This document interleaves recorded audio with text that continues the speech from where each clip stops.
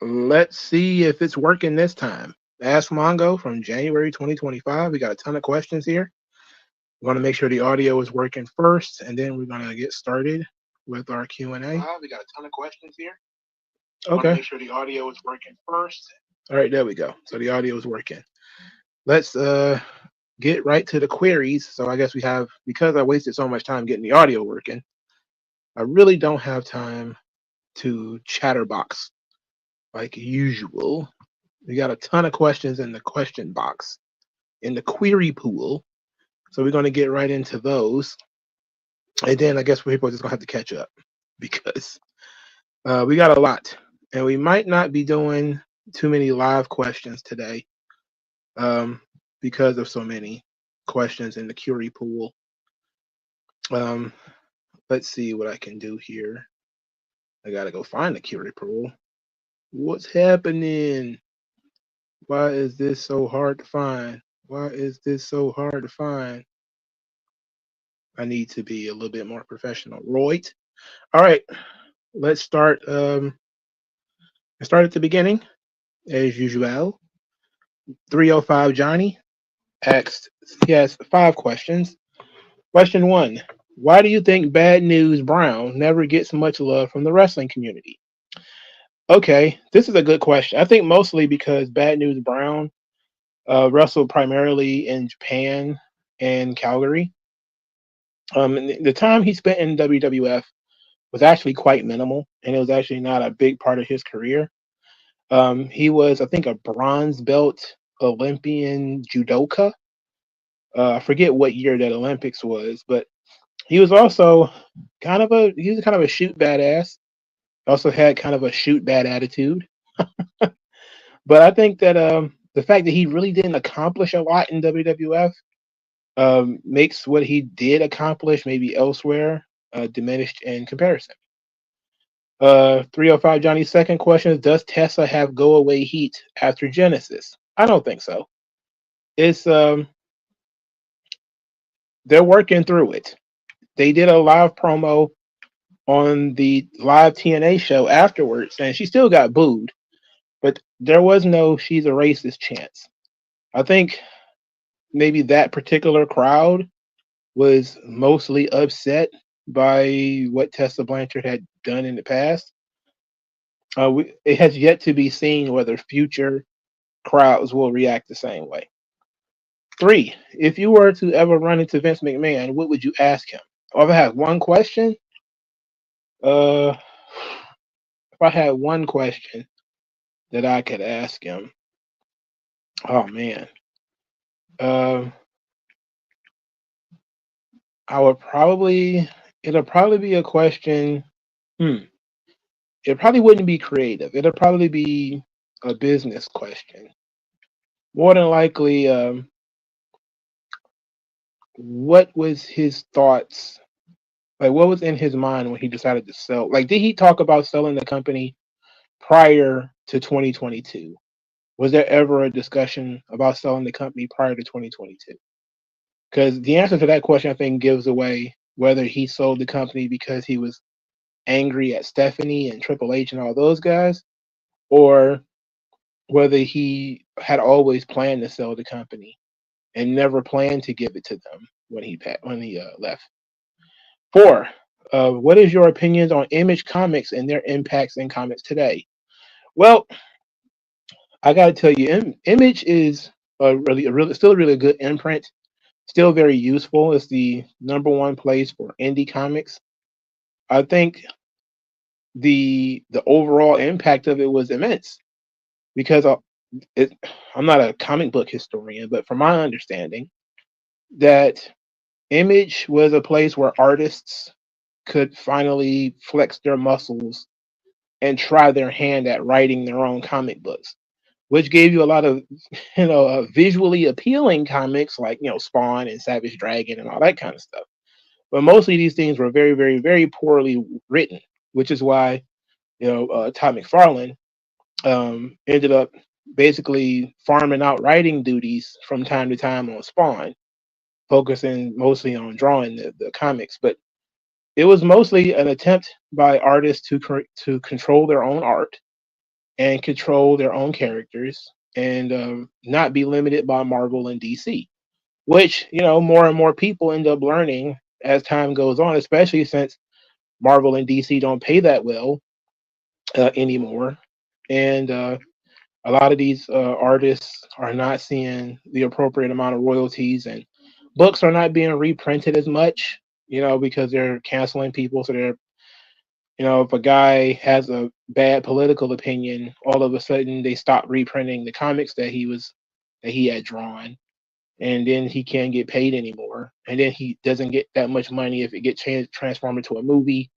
So Image basically gave you full creative control over your art piece, but it also gave you full ownership, which is a blueprint for people who don't desire to work in Marvel and DC forever. And it opened the door to a lot of writers too, especially in recent years. A lot of writers, like Rick Remender, who became disillusioned with Marvel and DC, they decided to go and make their own stuff. Ed Brubaker, one of my favorite writers in comics. My God, almost his entire discography, his almost entire library is worth reading, and a lot of it was published through Image. It's a tremendous. You wouldn't have had Walking Dead without Image. Wouldn't have had Spawn without Image. It's just amazing. Great, great impact. And his fifth question: what are your top 5 underrated and unpopular wrestlers from the eras you saw that were actually good? That's an interesting question, because saying somebody is actually good, I guess you mean like in the ring or they had a good character or something. Underrated is an interesting thing though, because one of my favorite eras is New Generation, and there were a lot of guys there who were actually good. Hakushi was actually good. One of the most underrated guys. The 1-2-3 Kid, one of the most underrated guys who was actually good. Let's see. I said there were a lot. I mentioned 2, and then my mind went blank. That's the folly of growing old, man. I think that Mabel was decent. For a guy his size to be able to move. I appreciated Mabel as a youngster. I probably don't like him as much now, and I still think he was the weakest king of the ring. But you got to take into account the guy was almost 600 pounds, and he was like 6'8" or something like that. He was a freak of nature. So yeah, that's why they used him that way. Similar is Earthquake. Another gigantic guy. Didn't get a huge push. Well, he did get a huge push. He got to work with Hulk Hogan, but never became champion. Never won anything substantial outside of the tag team titles. But it was always interesting to watch. I think Savio Vega was always underrated too. There's actually people who hate Savio Vega, believe it or not. Very odd that people hate Savio Vega. I didn't think you could hate Savio Vega, but there's people who managed to do it. I understand not getting it. He was a classic mid-card babyface, similar to kind of like a newfangled version of I want to say Tito Santana, except for like maybe Puerto Rican. I don't think there was ever anything that's going to be special about Savio Vega, but I never really disliked Savio Vega's matches. All right, DeAndre Dukes has 5 questions. 1, how did you predict 2025 going forward with AEW? Well, it can't go anywhere but up, if we're being honest. It's so bad right now. It can't possibly get worse. The only way it could get worse is if they continue to drag this Death Rider storyline forward. So I'm thinking it's going to probably turn around first quarter. So I'm thinking maybe by the time April runs around, things will change a little bit for AEW. I don't predict that they'll have probably their best financial year due to the business that they're doing with TV deals. But I expect attendance and everything to be slumping for probably for the rest of the year. I'm just not seeing what they could do to turn it around. Um, and I'm just trying to predict based off of current booking and stuff like this. I'm not seeing that they have the pieces in the right place. I don't see anybody returning to boost them. They already brought back Kenny Omega, and it didn't really matter. Um, I don't see anybody coming in that could boost AEW. That would be their only hope, is if a real game changer or somebody who really matters comes into the company and they get a CM Punk like spike where they can go back to doing arenas. But as for right now, it's got to go up. It can't get worse than this. 2, what is your favorite female wrestlers from any promotion? Okay, that's a good question. Bianca Belair,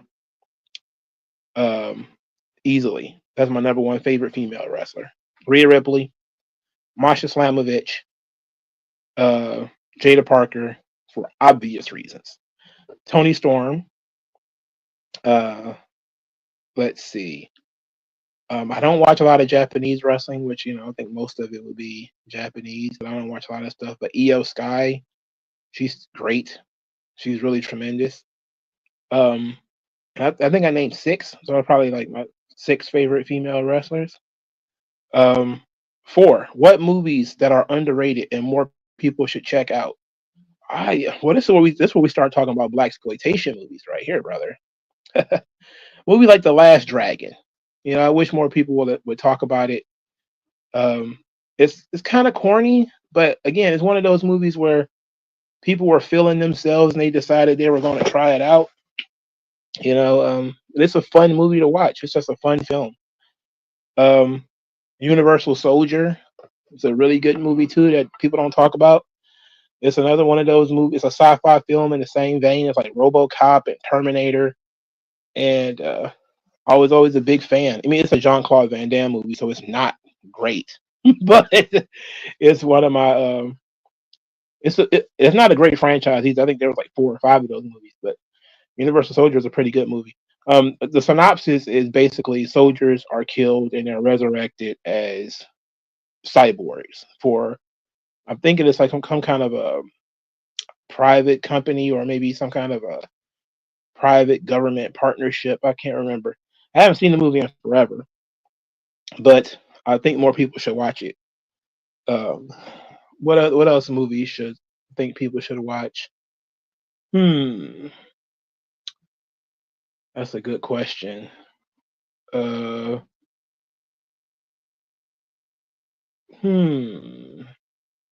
to think of something. Well, clearly you should watch the movies that my channel is like kind of based on, which is like the Sidney Poitier, Bill Cosby trilogy. I wish more people would watch those. Hear No Evil, See No Evil, which is Gene Wilder and Richard Pryor, which is actually one of my favorite comedies. They did some really funny movies together, by the way. So yeah, I wish more people watch that kind of stuff. 5, if you were the owner of any app, what are you choosing? Well, if I could own any one app, I would want to own the most influential app, which would be Twitter. But I also would like to own YouTube. I think if you owned YouTube, you could actually do quite a bit in terms of changing, allowing the creators. Like YouTube is one of the most powerful social media apps of all time.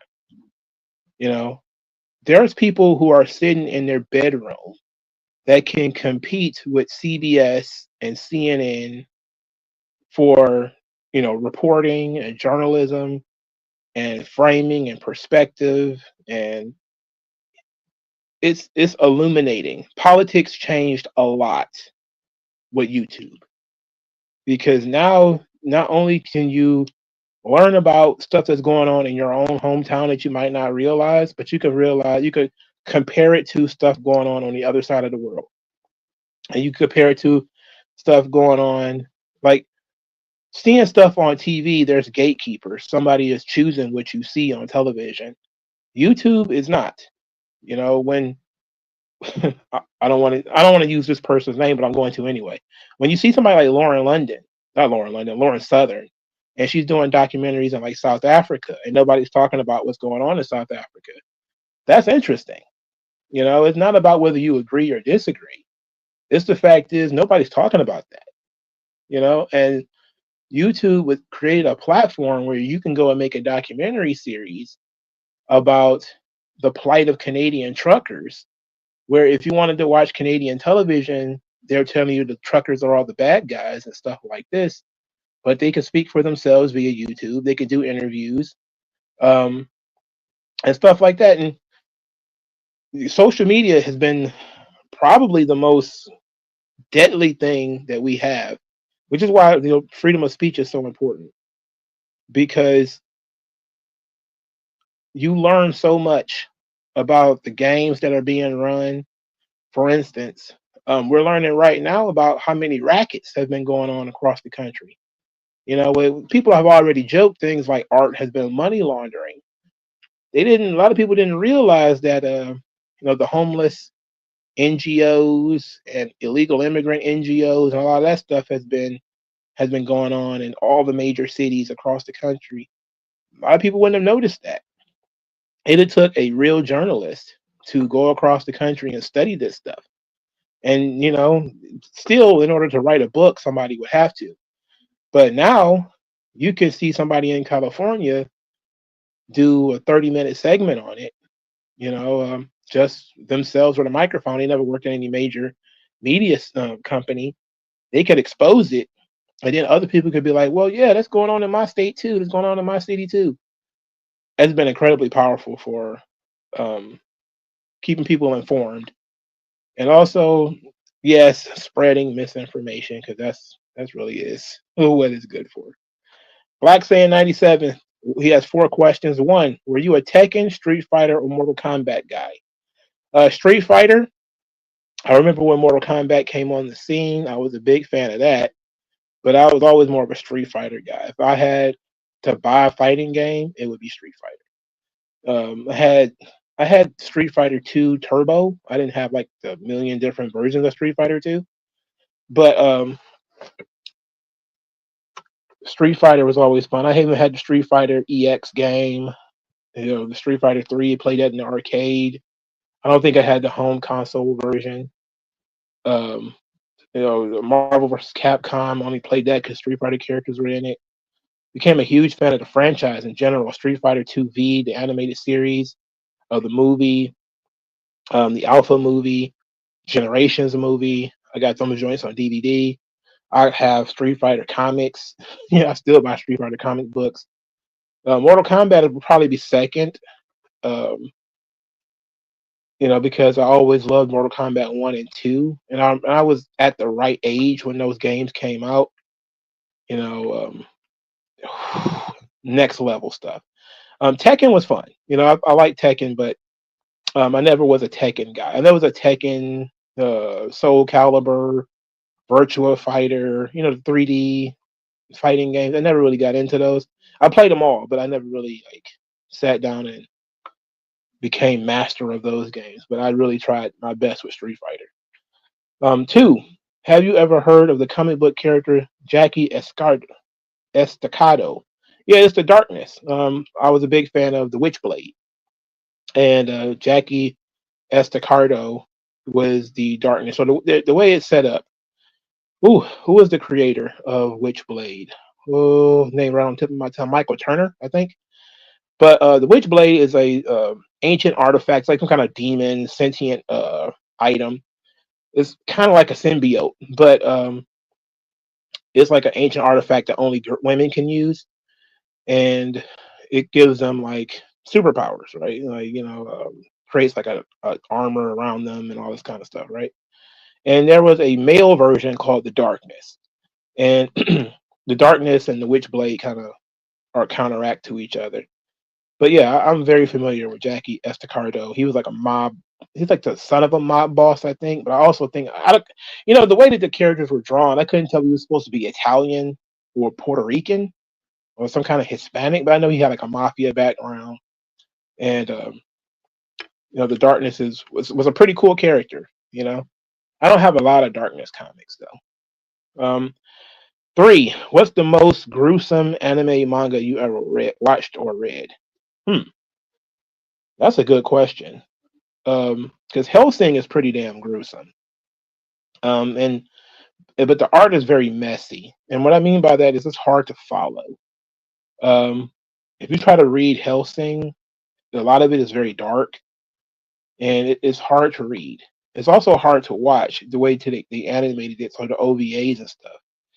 But as a kid, it was probably Ninja Scroll. Ninja Scroll was crazy. Um, Wicked City was also another one. Was it Wicked City that I'm thinking of? Uh, I might be thinking of Wicked City, but I might be thinking about something else. Was also pretty brutal. There's a lot of really brutal. What was that, Wolf Brigade? Was it Gen O? The Wolf Brigade? That one's pretty brutal too. Um, and of course, you know, we're talking about a situation with I forget what that other one is, so I'm just gonna skip it. 4. Speaking of gruesome, do you think Berserk will ever get a faithful anime adaptation? Um, Probably not. You know, it depends on how much. They've tried it twice, if I remember correctly. Um, Maybe there'll be another one. You know, but I think they put a lot of energy into Berserk. It's a very popular series, but and now it's a series with no ending. So maybe people are not going to be that interested in it. But you might get a more faithful live action movie than anything, maybe. 5. Who's more iconic, Spider Man, Batman, or Superman? I'm probably going to say Superman due to being the first legitimate superhero. He's not a science hero like so many other guys before him who were more science-based characters. Even though they kind of had superpowers, Superman being like an alien and all that kind of stuff is incredible. But I think all 3 characters are worldwide recognizable. Like the symbol of Superman is like one of the most recognizable things in the world. I'm actually reading Black Lagoon, Volume 13. I literally put it down to do this. Um, I'm him 24/7 says, what is your assessment of the impact of Joshi wrestlers such as Asuka, Mina Shirakawa, Io Sky, and Hikaru Shida on the American professional wrestling landscape in recent years? Uh, hmm. I think they've really gotten an opportunity to show what they can do. I'm not sure if they have had any impact yet. A lot of the female wrestlers that get into the business now are still, they haven't cited them as women that inspired them yet. Like you still have women are getting in, because they want to be like Lita. And they want to get into the business because they want to be like Charlotte. They saw Charlotte, they want to be like her. You even have like what was it? Britt Baker said she wanted to be like a Bella twin or something like that. She got into wrestling because of the Bella twins. So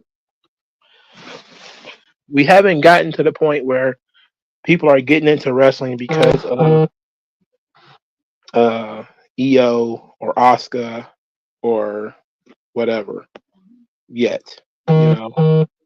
We haven't gotten there yet.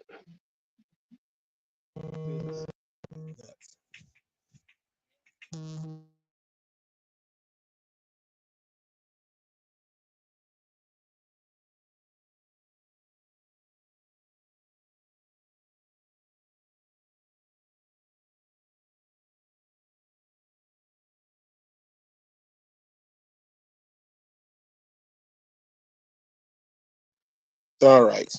So my bad. This my sound cut off. All right. So yeah, I don't think that they have been around long enough. Maybe in 10 years or something like that, you'll get more people saying, "Oh, I watched EO on TV and I want to be like her." you know. But right now, and it's not much. Let's see, Israel Massey. He's got 7 questions, but it's ooh, he's a spaced these joints out. It's pretty crazy. One, if you could see any match that's never happened, what would it be? Interesting. A match that has never happened. Hmm. A match that has never happened. Let's see. What would it be? Um, uh,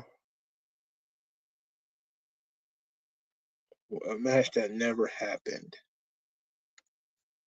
Maybe Undertaker versus Randy Savage.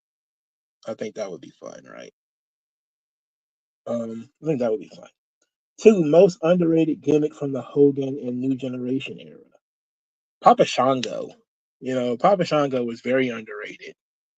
When I heard that there was some consideration to being rebooted in the Attitude Era, I thought that would have been a great idea, especially to feud Undertaker or something like that. It would have been great. So Papa Shango probably Papa Shango debuted in what, 91, so that's probably like the tail end of Hogan, and he was gone before the New Generation era, so it wouldn't be fair to say that. Um, Underrated gimmick from the New Generation era. Oh, what would be an underrated gimmick from the New Generation era? Hmm, I can't think of one. I can't think of. I can't think of one.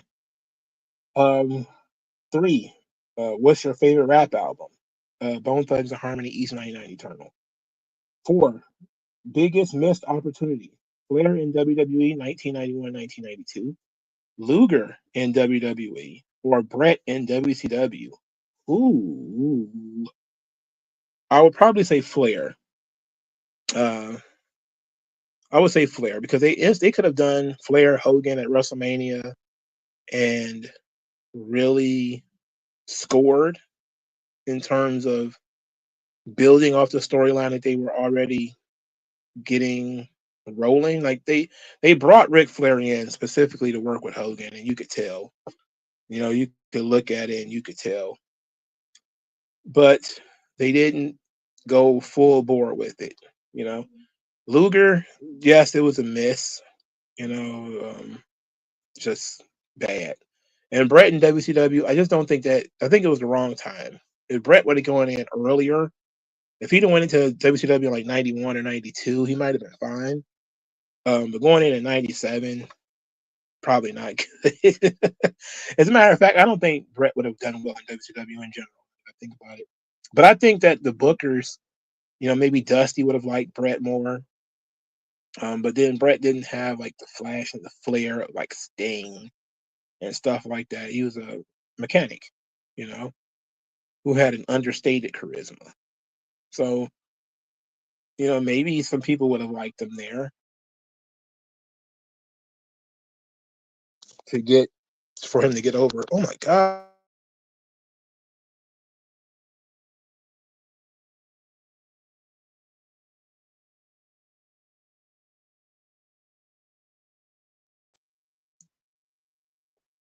Oh my god. Shit. You're saying one thing, it's another. It's this stupid shit. All right. Uh Number 5, fuck Mary friend zone. Okay, interesting. We're not killing anybody. Fuck Mary friend zone. Nikita Lyons, Jada Parker, and Lola Vice. Okay. This is a good one. Um, this is a hard one. I would probably say marry Jada Parker. Fuck. This is a tough one, but maybe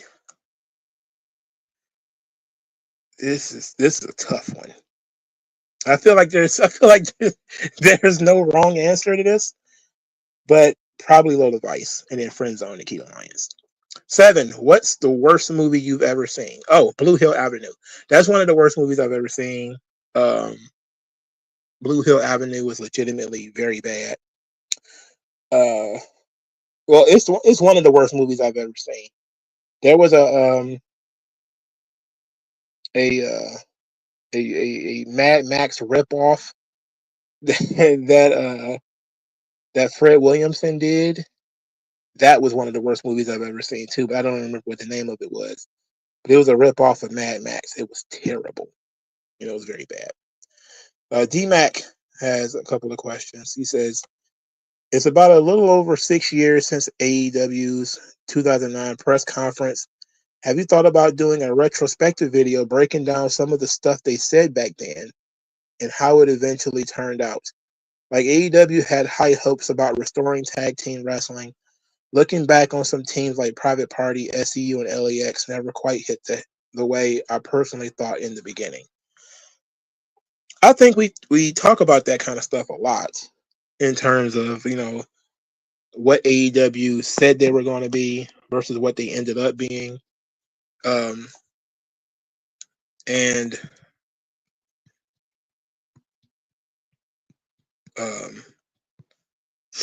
it's going to be, it will be hard to do a video on it because AEW did live up to a lot of what they said early. They did prioritize tag team wrestling.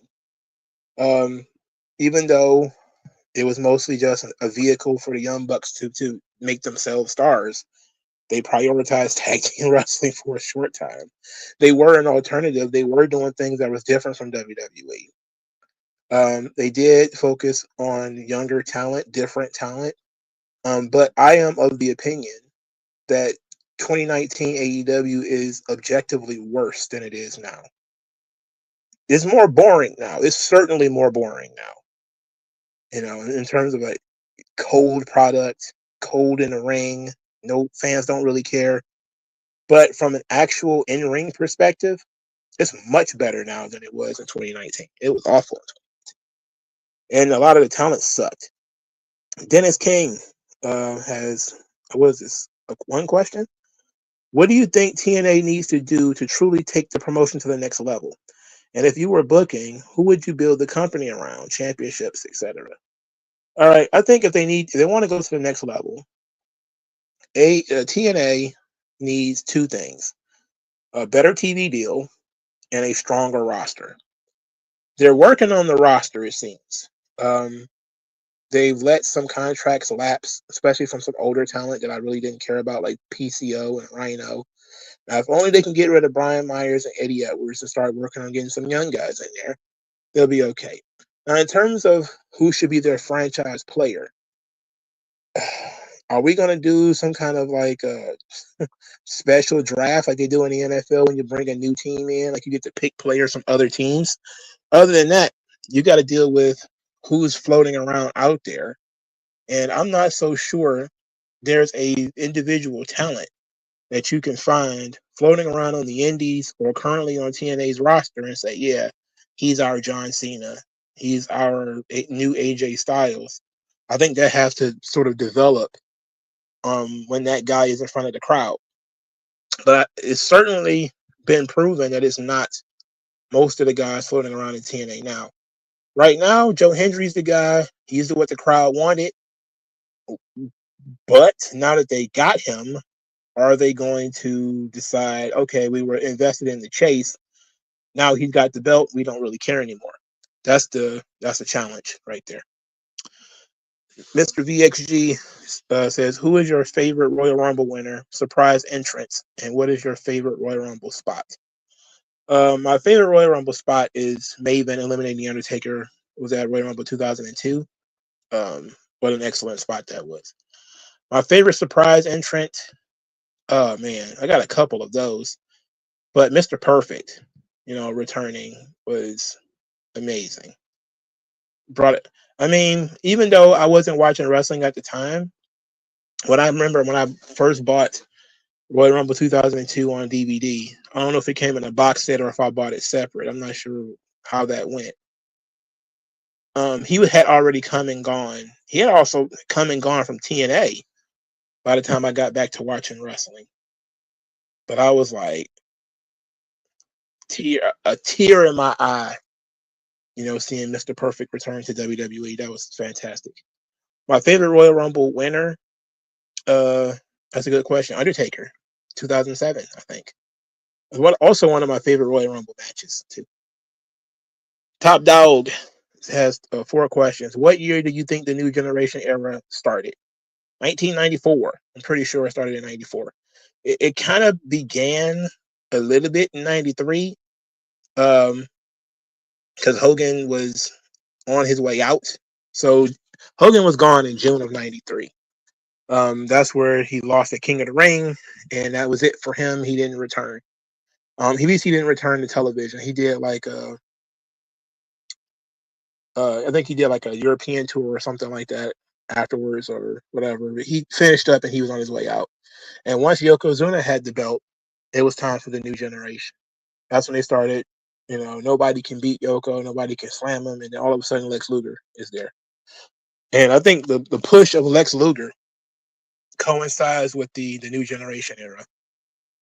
Because then you start seeing, even though Shawn Michaels was already a singles act, he started getting more of a push. Razor Ramon got more of a push. Bret Hart was pushed back to the main event, and he stuck. And there was the only guy remaining from the Hogan years was Randy Savage, and they were putting him on commentary. He was still wrestling here and there, but clearly because again he didn't main event SummerSlam in '92. That was Bret and Bulldog, but Savage was still a big part of WWE until about '93. Ted DiBiase was gone. Well, stopped wrestling in August of '93. I think SummerSlam was his last match. He took that Razor's Edge, and it was an ugly bump. And even though it was very flat, it was over for him. That was it. And so pretty much the Hogan era had been run out in mid '93, and it was all new guys by January. It was mostly new guys at the top of the card. 2, his second question: what was something you liked about the 2008 to 2014 PG era? The Shield. Big fan of the Shield. I like the Nexus angle. I didn't necessarily like the talent. And I'm also one of those people that realized that the Nexus had reached a ceiling in terms of because they didn't do a good job of individualizing each member. It was just a blob, and therefore you couldn't really do much with them. You had to break them up and break them off and individualize those characters. Otherwise, there was just Nexus Guy 1, Nexus Guy 2. That includes Wade Barrett, by the way. They're all just bland guys wearing very cool shirts. I also really liked David Otunga's Nexus hoodie, which I never saw, because I would actually buy one if I could, but I absolutely can't. 3, who do you think wrestling popularity crashed in 2002? I guess you mean, why do I think it crashed? Well, part of that was because WCW went out of business. Part of that was because ECW went out of business. Third is because WCW and ECW went out of business, WWE was only the only game in town, and there was nobody to compete for that audience anymore. And so the energy of the competition, it went away. The tribalism, it went away. And even though it technically never went away because it still exists today. Technically, it always existed. It existed since the 80s. But there was nobody to sort of force WWE to be better. But you also had a huge downturn that not only did WCW and ECW go out of business, but more importantly, Stone Cold Steve Austin started to slow down, and The Rock started doing more movies. So you had all of that stuff happen between 2001 and 2003. You started seeing, a lot of people's favorite guys like Sting and the NWO, all those guys were gone. You couldn't see those people anywhere. And there was obviously going to be some energy as a lot of the guys who were top guys in WCW went to WWE. But then they botched the invasion too. So there was a lot of different reasons why, business crashed in 2002. 4, do you think Bruno Sammartino is underrated when it comes to being a draw in WWE history? I don't think so. I think, in terms of being underrated, you can't tell the story of that company without talking about Bruno. So no, I don't think he's underrated at all. You want to talk? Who's underrated? Superstar Billy Graham. People. He was champion for. He was champion for I think a year or something like that. But he was incredibly popular, and then he lost his mind after he lost the belt. He started doing a kung fu gimmick, which of course, if he hadn't done that, he might have actually won the belt back. But Bob Backlund, took over from there. But Bruno, yeah, you can't tell the story of WWF without Bruno. Maybe Pedro is underrated, and I think Pedro Morales maybe is underrated, and Superstar Billy Graham is underrated. Let's see. Lugum says, when do you think Bryan Danielson returns? That's an interesting question because it assumes that Bryan Danielson is going to return. And I'm not sold on the fact that he will return. I do think that I heard he's going to go get some stem cells in his neck or something like that. So he'll probably be back later this year. I don't think he's ever going to completely retire. So I'll probably say he may be back fall of 2025. But I don't know how long it takes for you to heal from, whatever it is he's about to do it to himself. He's about to turn himself into a cyborg. He's about to be like the $6 million man. We can rebuild him, But he's about to go do all kind of stuff. He's about to go do all kind of stuff to himself to make himself immortal so he can do more matches. We'll see. 305 Johnny, he says, in your expert opinion, what is the one wrestling and life have taught you? What is the one wrestling and life? I'm trying to figure out what this question even means. What is the one? Maybe it's a spoof of that question that the guy had in the video, like if wrestling has taught me anything.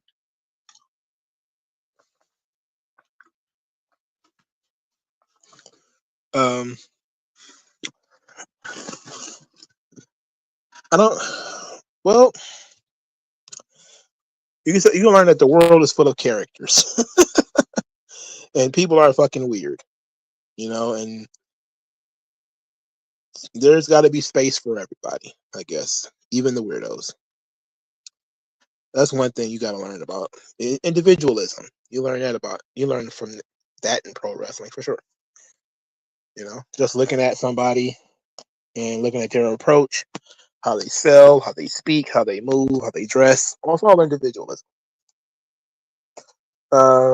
Luke comes back to another question. Who do you think jumps ship from AEW to WWE next? I think the answer has already been laid out there. I'm pretty sure it's Malachi Black. As a matter of fact, I think he's already gone, but we don't know that for sure, of course. D-Mac is returning with two questions. Have you ever considered pro wrestling training? I'm too old for that. If I was 22 or 23, I definitely would have considered it. If it was anywhere close where I could have gotten to it and I was younger, I may have tried it. 2, if you had the ability to wrestle one opponent, who would you like to face? And one tag team partner, who would you like to partner with? I think the answer to those questions is the same answer, which is Undertaker. He's been my favorite wrestler since 1992, so probably Undertaker. But also, that's somebody who's still alive. I would have loved to team up with Randy Savage. I would have loved to have gotten to wrestle like a Mr. Perfect or a Bret Hart or a Shawn Michaels or something like that. They would do so much work in trying to get me over, but you know, I would suck really bad. I think so. I'm not naturally athletic, but I do work hard. Mr. VXG says, since the Rumble is coming up, which NXT and TNA stars would you like to see in the Rumble? All right, TNA. I would like to see Masha Slamovich show up in the Royal Rumble. I would also like to see Rosemary in the Royal Rumble. She deserves it. She's been around forever, and most people have no idea she exists. So it would be fun just to see her, get in there for a second. It would also be fun to see Joe Hendry in the Men's Royal Rumble. And I think that Joe Hendry's been pushing for that for months. I also want to see Nick Namath. Him under his new name with his new theme song and everything. I think that would be pretty fucking cool because most people have never seen him outside of the Dolph Ziggler. I guess you could say gimmick. And which NXT stars do I like to see? Well, Obafemi and Trick Williams are just a slam dunk when it comes to two guys I want to see on the main roster. I want to hear, 70,000 people chant "whoop that trick." That's what I want. I think he deserves that. I also want to see Jada Parker in the Royal Rumble. I think that Julia in the Royal Rumble would be great. Same thing with Stephanie Becker. So there's quite a few people I would like to see in the NXT. I think the NXT women's division should own the Rumble. Like Lash Legend should be in it. Jakara Jackson, Fallon Henley, Thea Hale if she can function. Mr. VXG is another question. Would you put the world title on Logan Paul? This is a tough question because typically I would say no, mainly because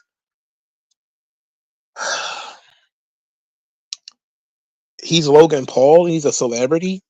So, but he's put in so much work. And he does have good matches. And he does draw heat. I think you can get away with it. Now, I wouldn't say you can't do it. Would I put the WWE Championship on Logan Paul? Oh, that'd be so much heat. That would be crazy heat. There's a time and a place to do those kinds of things, and there's a situation in which you can do those kinds of things. So that might be it. Might be it. Is NYBB? He has, oh Lord, 9 questions. And these are pretty lengthy questions too. 1, thoughts on the Trump presidency so far? Mostly positive. There are some things that I don't like, but Trump getting into office and ripping off executive orders. Now, executive orders aren't laws, but it's a good start. Crushing the DEI programs in government, establishing an auditing system, which is all DOGE is the Department of Government Efficiency. Yes, it's a new bureaucracy, but the part of this bureaucracy is to look at what government is spending money on and say, look, why are we spending money on this? Like we just found out about, them paying $50 million in condoms to foreign countries. It's like, this is nonsense. Why are we paying for this? And I think that's something that's actually useful to the American public. I'm not a big fan of the trade wars that he's getting involved with. Even if he does win them, I don't really like it. And I'm a huge disapproval of the idea that we're going to start sending illegals to Guantanamo Bay. I'm not a fan of that at all. I don't like concentration camps. That's what that is. I get it that their home country might not take them back, which is what's going on with Colombia, is they're not taking these people back. which is suspicious. Like, why wouldn't you take your own citizens back? But that's the exact same situation that you have with Palestine, where you're like, okay, you're just going to keep these people in limbo forever. There's a reason for that. And Trump spent most of the campaign saying that, these countries were sending people to the United States. And I think he's starting to prove it, because they won't take these people back. Mexico buckled, and they're willing to take people back, but they're only willing to take back Mexicans. So now we have to take the time to sort these people out by the country that they came from and send them back at our own expense back to the countries where they came from. And then we have to do something with them if the country that they came from won't take them back.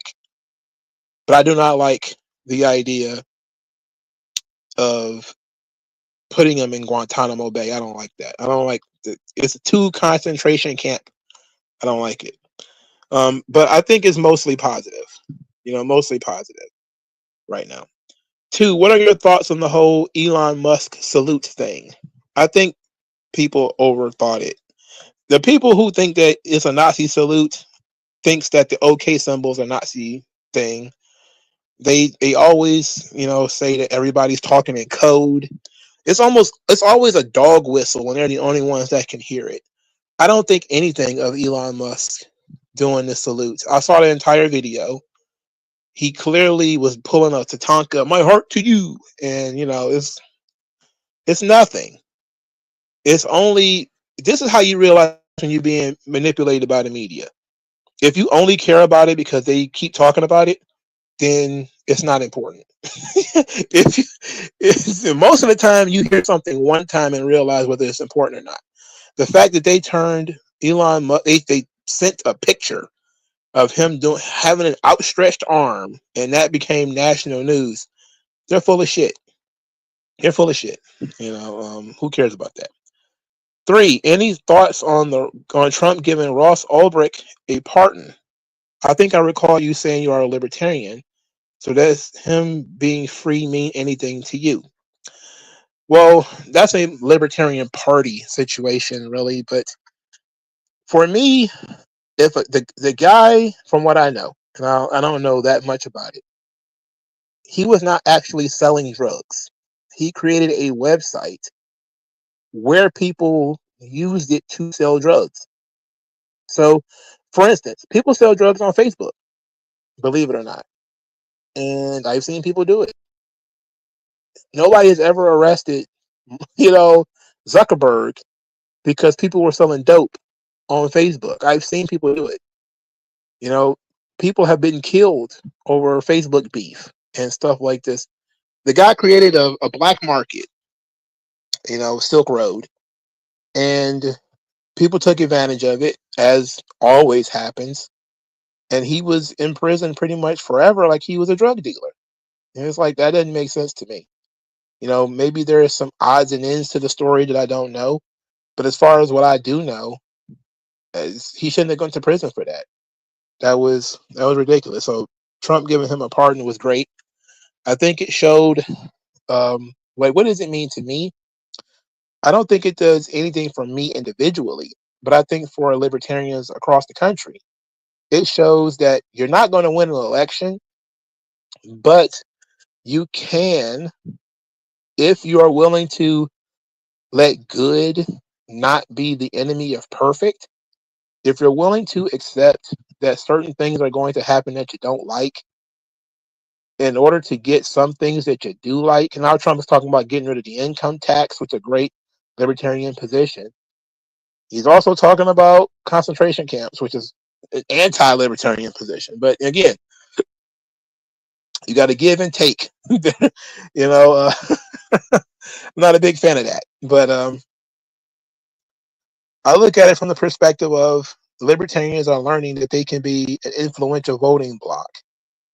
And that's important. Very important. 4, have you heard the rumors that Obama had an affair with Jennifer Aniston? Apparently, Obama and Michelle are separated. Do you think any of this is true? I saw Dr. Umar seething on Instagram because Obama might possibly be inches deep in a snow bunny.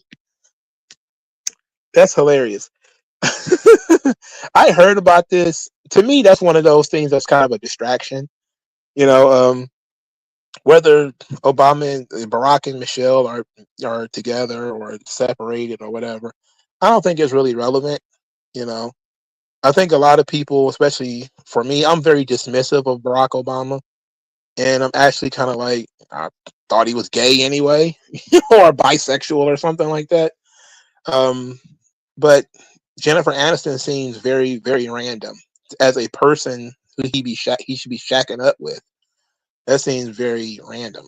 But I mean, if it's true, he's not the president anymore. So what? You know, he's a. I wouldn't say he's a private citizen.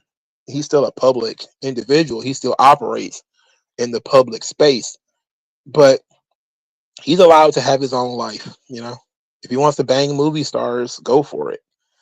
You know, I'd be if I would be more concerned about his children in that situation, if we're being honest. But I think that's one of those things that conservatives and Republicans get too excited about. Let's not focus on Obama's personal life. I mean, most of us wrote him off as being a rainbow guy anyway. I know I did. That's just kind of how I am. Dr. Umar is crazy as hell. 5. Do you think it's worth attending university anymore these days? I'm in university right now, and all of my classes have some sort of woke stuff.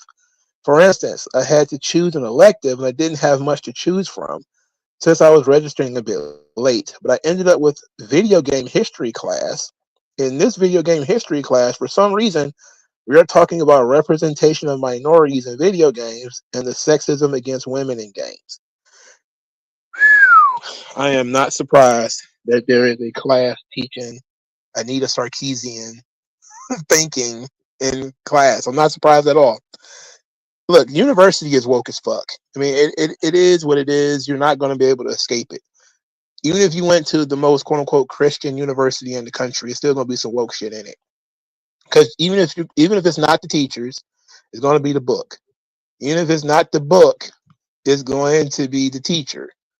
You know, if you go to a class and you start seeing that, sex is a social construct, gender is a social construct, all this kind of stuff, you already know what you're in for. I think you're ahead of the curve because this is what I had to deal with in grad school. Because when I was an undergrad, I didn't think too much about it. I knew some stuff sounded stupid to me. I just went along with it because whatever. In grad school, I actually started arguing against it. And I think it didn't help me at all. Especially since I was part of my major was government. You know, they were like, they frowned upon anything where I suggested that the government give up power. They didn't like that. But yes, university is worth it if you have a decent major. If you're going to have history of anything, be prepared for woke shit because really 99% of all books written, especially at a college level about history of anything, is more likely going to be some woke shit. Yes, that's why you have to pay attention to the authors. I'm always saying critique the argument, don't critique the person, but there should definitely be red flags if your professor says certain names. Like my first year of college, that's the first time I ever heard the word Frantz Fanon, and I went and looked it up, and I found his book Wretched of the Earth. But she was talking about the book Black Skin, White Masks, so I went and ordered it. No, I didn't order it because I don't think Amazon was like a big thing at the time. I'm lying. I went and got it from the university bookstore, and I found Wretched of the Earth at like a library book sale. And you realize that the professors are slipping in some really deep stuff on you. They'll probably never just send you directly to a socialist, historian or something like that, like a Howard Zinn. They'll never send you like directly there, but they'll send you to somebody who has only read Howard Zinn. Like they'll never put, this guy who's quoting the Communist Manifesto, but it's like if you follow the citations, it ends up being Karl Marx. That's just how history is. They all take the same perspectives. You just have to realize what you're reading is bullshit and try to find some way of counteracting it. But it's also important to learn what your, if you want to say enemy, which, and put that in quotations, what your enemy knows. You know, that's the one thing that conservatives, libertarians, etc., have over liberals. Liberals put themselves in a cocoon where they don't try to understand libertarians and conservatives and people like that. Meanwhile, libertarians, conservatives, etc., have to deal with liberal ideology literally all day. And by liberal, I don't mean like the founding fathers. I mean like Noam Chomsky. So like socialists, leftists, I guess you could probably the better word, more accurate. We deal with that shit all day. People argue from an ex facto socialist position literally all day. And I just saw that earlier with people talking about Section 8. And it's like, okay, people talk about Section 8 like it's always existed and that people would die without it, you know? But you have to realize that most people are educated in that way from the very beginning. So whenever you try to make an argument against it, you're behind the 8 ball. But university is absolutely necessary if you want to be a lawyer or a scientist or an engineer. But if you want to be a historian, no, I don't see why go to college. Don't go to college. You could be a historian without going to college. You need to learn some tricks of the trade. So maybe you need to learn something. But if you wanted to get into math, yes. If you want to be a social scientist, maybe. Um, who knows? Let's see. 6, thoughts on all gender restrooms. In my university, they mainly only have these, and they are essentially one big restroom, some sinks and stalls, which are individual little rooms, but you can still hear someone ripping ass while you're washing your hands. It's incredibly awkward since you are waiting inside of a restroom right next to a woman. Why is this being pushed so hard? Everyone in the restroom was clearly uncomfortable sharing a restroom with the other sex. Oh man, that's nuts. That's nuts. I gotta tell you, man. The bathroom thing, I'm not gonna say that it's that important, but it's obviously the point is the discomfort. That's the point. You know, the idea of that communists and socialists or whatever have is that if you're comfortable, you're not engaging in politics. And they want you to engage in politics. That's all day, every day, about everything. So you have to be uncomfortable. Comfortable people don't care that much. If you live life and you're pretty comfortable, you disengage from politics, you're more focused on other things. But if somebody decides to come along and shake the table, now all of a sudden you have to deal with the shaking table. And that's how they win, because once they get you into the conversation, you're now engaging in their nonsense. Now you are forced to engage in their nonsense because they have these dual sex bathrooms when you probably wouldn't have cared either way. They can argue about transgender bathrooms all they want. Just let me get to my urinal and piss. But then when they start putting girls in the bathroom with you, and then they start putting boys in the girls' bathrooms, and now they decide, okay, we're not going to have gender-specific bathrooms at all. Now they're forcing you to take a position. They're forcing you to either join the mob or be ousted as somebody who's not inclusive and therefore not safe. So they're forcing you into the political game, and it's unfair to most people because they do just want to chill and go to sleep and not worry about this stuff, and they don't think it's that important. But the agitators, they do think it's important, And it's not that it's important, quote unquote. It's that this is another battlefield. And they want to have as many battlefields as possible. Because the point of agitation is to agitate. Just like them sitting in the street, laying in the middle of the street, locking hands and doing sit-ins and all this kind of stuff. The point isn't really to even change your mind. The point is to piss you off, you know? And you say or do something rash, and all of a sudden, you know, they got you. So the whole point of it is to get you to and force you to engage with them. You know, it's the same reason why they put representation in video games and stuff like that in your books. It's so that they can fuck with you.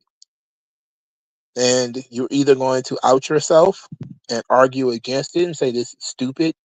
Nobody has ever complained about playing Metroid or Tomb Raider.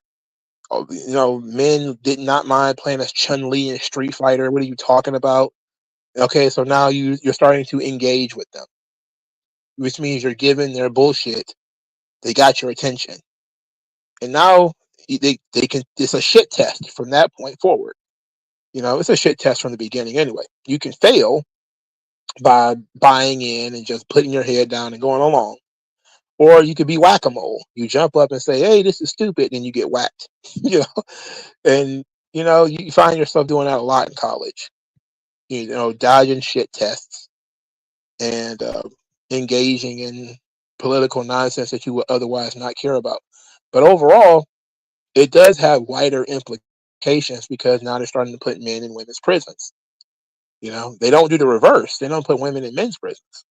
But they started putting men in women's prisons because all the man got to do is say, I identify as a woman, beard and all, and they throw him in a women's prison. So he's free to rape, do whatever he wants, right? Again, forcing you to engage in politics, and they don't care about martyrs. They don't care about people. You know, individuals don't matter that much. So if, you know, you're a woman in a female prison and then all of a sudden they dump a man in your cell and you get raped, too bad. You know, they can keep that part quiet. They'll give you some money to go away or whatever the case might be. The whole point is to get you to engage in their absurdity. You know, you have to engage in their delusion. I deal with delusional people quite often. And a lot of them like for you to engage in their delusions, believe the shit that they say, you know. Number 7, is there anything you haven't done so far in your life that you hope to do in the future? Yes, I have not been a parent yet. Still looking forward to that. Maybe traveling far west. Like the furthest west I've ever been has been Indianapolis. I would like to eventually go to California. I would like to eventually go to Las Vegas. I would like to eventually go to Louisiana and Japan, you know, places in Europe before they're completely destroyed. Even though most of Europe is already destroyed, there's still plenty for me to do. Number 8, do you think Hogan could ever repair his reputation / legacy? No, because you're dealing with people who have no sense of honor and integrity. Even if Hulk Hogan came out tomorrow and stood flat-footed in front of God and the rest of the country and apologized for his words and all these things, people would still hate him. It wouldn't change a goddamn thing. They just find a new reason to hate him. You know, and that's basically what they do. Is again, it's a shit test. You know, and I'm not saying what Hulk Hogan did is right, but what I'm saying is you can't live your life bowing and scraping about this kind of stuff either. If you make a mistake, own your mistake and move on, man. You know, what they want is for people to bow and scrape and apologize forever and kneel forever, you know, and it's not going to work. It doesn't work that way. Nobody has ever had to do that kind of stuff, you know, but there's no replacing what Hulk Hogan has done. You know, his legacy is what it is. Same thing with Vince. Same thing with anybody who is quote unquote controversial. You know, you can't change who they are. You can't change what they have accomplished. So he can't repair that because there's people who don't want it repaired. They want to hate Hulk Hogan. That's pretty much what it is.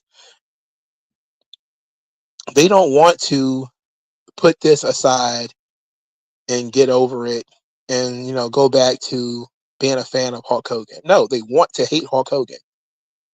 And it doesn't matter what Hulk Hogan says or does at this point, because I don't know if he's actually sat down and apologized before. I'm assuming he has, but, there are people who have said that he didn't apologize backstage and that kind of stuff, but I don't know. There's different opinions on this whole thing, but I think that there's a lot of people who they want to hate you, and they will, and it doesn't matter what you do at that point. Number 9, lastly, if you were given the opportunity to choose a booker for each show in WWE, who would you put in charge of booking Raw, SmackDown, and NXT, and why? The people you pick can be dead or alive. All right. That's an interesting situation here. I would like to see a WWE booked by Bill Watts. I heard that he actually got the job to do some stuff in WWE. It didn't last very long. But I think Bill Watts booking SmackDown would be fun. I think most people would say Paul Heyman for Raw. It's just because Raw is traditionally an edgier product. And maybe Cornette for NXT due to Cornette, having so much experience working with younger talent. And I think that'll probably be it. But Cornette, I'm not really a huge fan of his creative ideas, if we're being honest. But it will require maybe Dusty. Maybe Dusty would be a better choice for NXT. Dylan O'Berry has a couple of questions. Who do you think main events WrestleMania this year? He says, I don't want John Cena stealing another man's moment. No hate, but I don't want Cena to win the Royal Rumble. I want CM Punk to win the Rumble since it's long overdue. The IWC fans are already going stupid with their John Cena fantasy booking. What are your thoughts on this? Who do you think should win this year's Rumble? I've already said that CM Punk should win the Royal Rumble.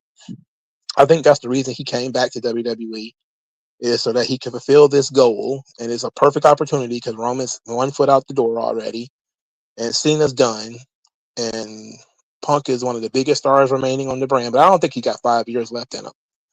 I think you do it this time. I think Punk wins the Rumble. I think Punk main events WrestleMania. Against who? That's the question. Right now, it's looking like it might be Cody. Assuming, of course, that The Rock doesn't show back up.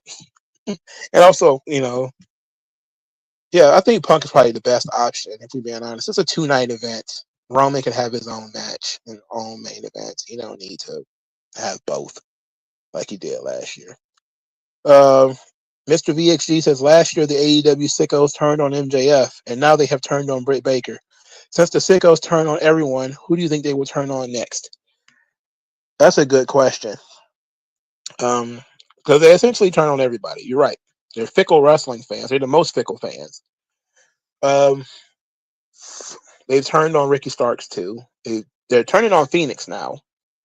So who is in the future they could turn on? One person they'll never turn on is Hangman Page. They love him to death.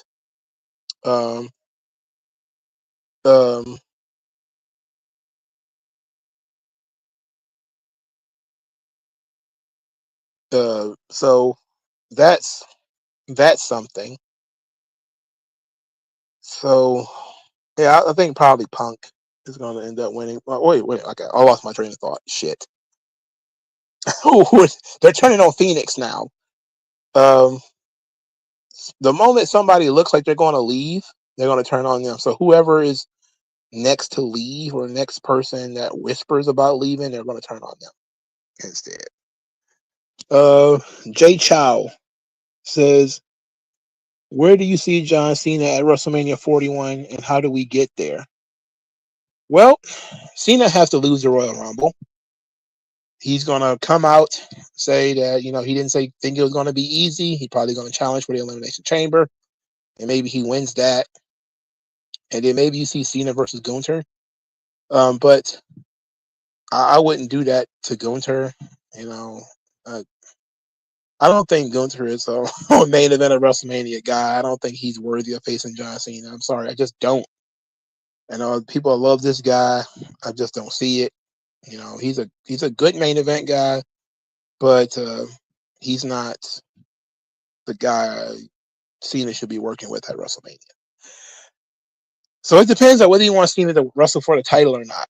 You could have a decent feud with John Cena there. You know, there's plenty of people that he could potentially feud with. You know, there's Rollins and McIntyre, Kevin Owens and AJ Styles. One more run with AJ Styles. There's a lot of matches you could possibly have with John Cena. But since he only had one run in, you know, that was on the first episode of Netflix, and they didn't tease anything from there. You know, what can you do? Mitch Colburn said, "Oh shit, I dropped it by mistake." Most underrated gimmick. Oh, wait a second. He had 3 questions. Most underrated gimmick was one of his questions. Most underrated gimmick. Hmm.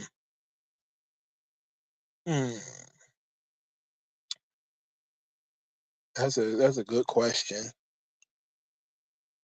I don't want to just say Papa Shango because I said it earlier. But I think Papa Shango is up there with the most underrated gimmicks, for sure.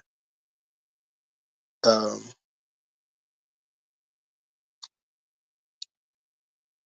man, that's a good question. Yeah, I think it's hard to say who is appropriately rated and who's not. You know, that's the hard part. The coolest pay-per-view set. I think I like the Armageddon sets. Those sets were pretty dope. The Backlash sets with the swinging size, those were pretty dope too.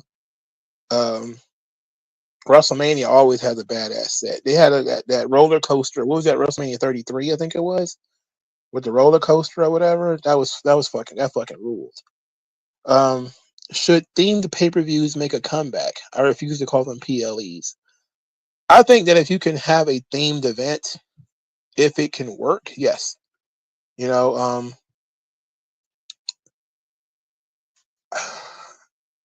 to me, I'm not against the theme. I just want the theme to make sense. I think generic events are just that, generic. Like the idea of like Judgment Day, you know, like that pay-per-view is like, okay, what does it tell me about the show? Clash of Champions is a great show. I like Clash of Champions. Let's use that. That's a themed event. You know, most of the titles or all of the titles are going to be on the line. That's a good idea. You know, Hell in a Cell, not necessarily a great idea. Elimination Chamber, okay idea. Money in the Bank, thumbs up, great idea. Because Money in the Bank can draw on its own, and Elimination Chamber can draw on its own. I guess it does typically. But like Taboo Tuesday, I don't think those things were that successful. TLC, I think that ran its course. Fatal 4-Way, no. No. So mostly no, but I do like some themed events. WG Phil has more questions. Oh, 8. 1. Why do you think the Raw's ratings are in free fall despite the boom period? There's I don't want to make any excuses because the show's boring, but I would question what is whether they're in a boom period at all. And I know that it's kind of hard to argue with that if they sell 10,000 tickets and the cost of tickets have skyrocketed. Then yes, they're kind of in a boom period, right? I get that, but I think mostly it's been the booking of the shows. They've been in cruise control for over a month. This includes both Saturday night's main events, the launch for Smackdown on USA, the launch for Raw on Netflix, subsequent weeks of that. They just been in cruise control since Survivor Series, and it's been 100% uninteresting. That explains why the ratings have gone down. People are not watching these shows because there's nothing happening on the shows. They might be fun to attend, but nobody's watching them. But I also question, the numbers that we're getting from Netflix, because 3.3 million viewers worldwide is pathetic. Even if it was double that, like the 6 million that I heard that for the debut, that's not good. 6 million worldwide, and your company is in 38 countries or something like that, compared to how many millions of subscribers they have on YouTube and TikTok and all that kind of stuff, and people aren't watching Raw. Come on, there's something suspicious about those numbers. 2, with Triple H being inducted into the Hall of Fame, do you think it would have a decent lineup, or it's just going to be the most work rate filled lineup? There's been so much talk about Triple H going into the Hall of Fame, bro. There's been a lot of conversation about it. Look, in kayfabe, he deserves it. He's like a 15-time world champion or something like that. Main event at WrestleMania a bunch of times. He's a big star. He's not my favorite wrestler. I typically don't watch a lot of old Triple H matches, at least unless I'm watching the entire show. I don't fiend to go watch old Triple H matches. I don't really care about Triple H as a performer. He ran me off of wrestling. But I'm not going to say he doesn't have any good matches or anything like that. Now, how he managed to get drafted for the Hall of Fame without knowing it, and then, being told about it, it's like, okay, so who's picking the Hall of Famers if it's not him? Who's picking these things? Because remember, last year, it wasn't until like February that he started. Well, it is almost February now. Like it was like till March almost. Like WrestleMania was almost there when he started naming Hall of Famers. Like this is early for them. Now usually Vince would have named the Hall of Famers and would have had a Royal Rumble by now. But hey, he's doing different things. But Triple H is absolutely a Hall of Famer. He's just not one of my favorite wrestlers. But they want him to be the face of this new generation. That's why they're doing this stuff. They want him to be the face of this. And they think he's the clean hands of the WWE. Hands aren't that clean enough to cleaner than Vince's, which is the important bit. Now, what kind of lineup will it be? I don't think it's going to be a work rate lineup because I'm not sure what they're doing with the Hall of Fame. Like if they're going to park it right on top of SmackDown like they usually have done, then I don't know. It's hard to tell. But that was like the last couple of years they did that instead of having it be its own event, which they probably should go back to doing it being its own event. But I think they're going to probably give more respect to people from other companies and maybe not prioritize WWE guys so much. Now, if you ask me who I would like to see in the Hall of Fame, I would like to see Lex Luger. I would like to see, especially now that especially considering he's still alive, and I think he might be able to walk. I don't know if he's back to walking yet, but Lex definitely should be in the Hall of Fame at this point. He's one of those guys who are kind of like obviously he should have been in. There's probably some more guys that I can't think of. Probably about that time to put Batista in formally. I know he's been on the cusp for a while, and Batista he's kind of like officially a Hall of Famer, but he postponed his induction. So maybe Batista would be a great option for a Hall of Fame this year. But I think it's going to be a decent lineup. I think you'll probably get the Hardy Boys, which would be great, especially since Jeff basically blew it up a couple of years ago. I think Jeff would be and like the Hardy Boys as a tag team would be great. Um, uh, who else would be great Hall of Famers? Demolition. They're obvious guys. Rick Martel. Um, it would be nice if they can get Rick Martel in there. You know, I thought that he kind of refused it at first. Now people are saying that he was never asked. I'm not sure how that worked out. I know Honky Tonk Man, he was openly refusing for a while, and I thought Rick Martel was too. But maybe I got the wrong information. But yeah, like Demolition, Rick Martel, Lex Luger. You know, is Vader in the Hall of Fame yet? I think so, right? Isn't Vader in the Hall of Fame? Uh, yeah, because I think Vader's already in. Um, I'm trying to think of some really big stars who are not in yet. I can't think of any. Like,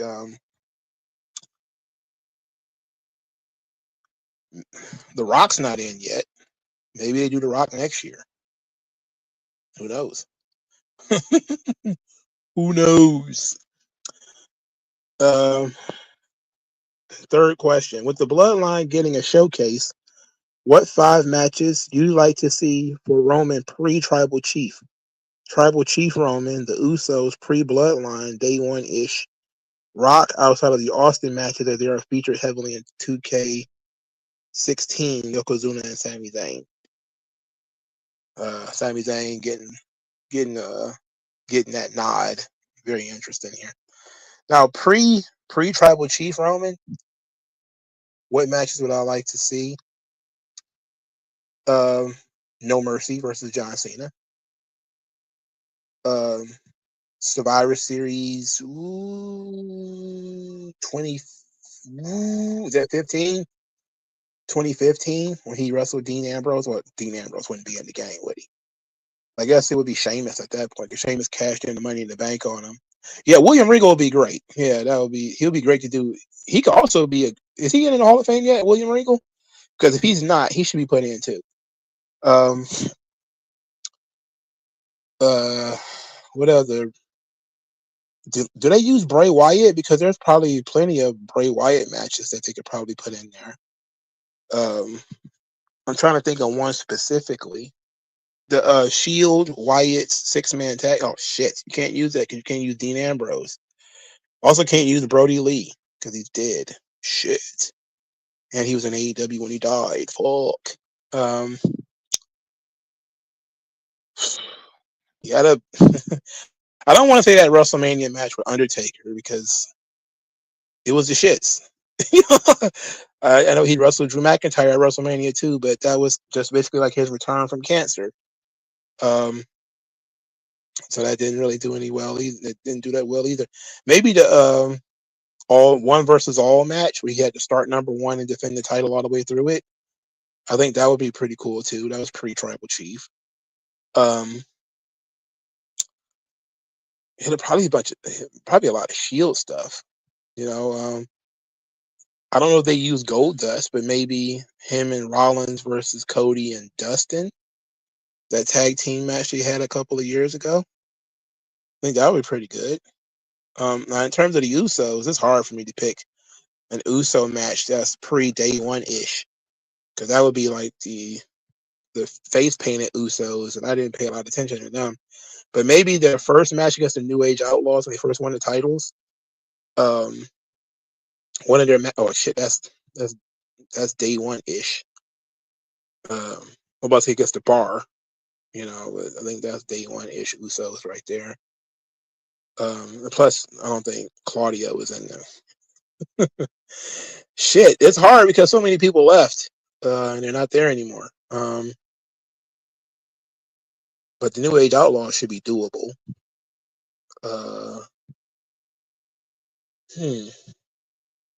New Day, they had a really long bunch of matches with New Day, especially their Hell in a Cell match.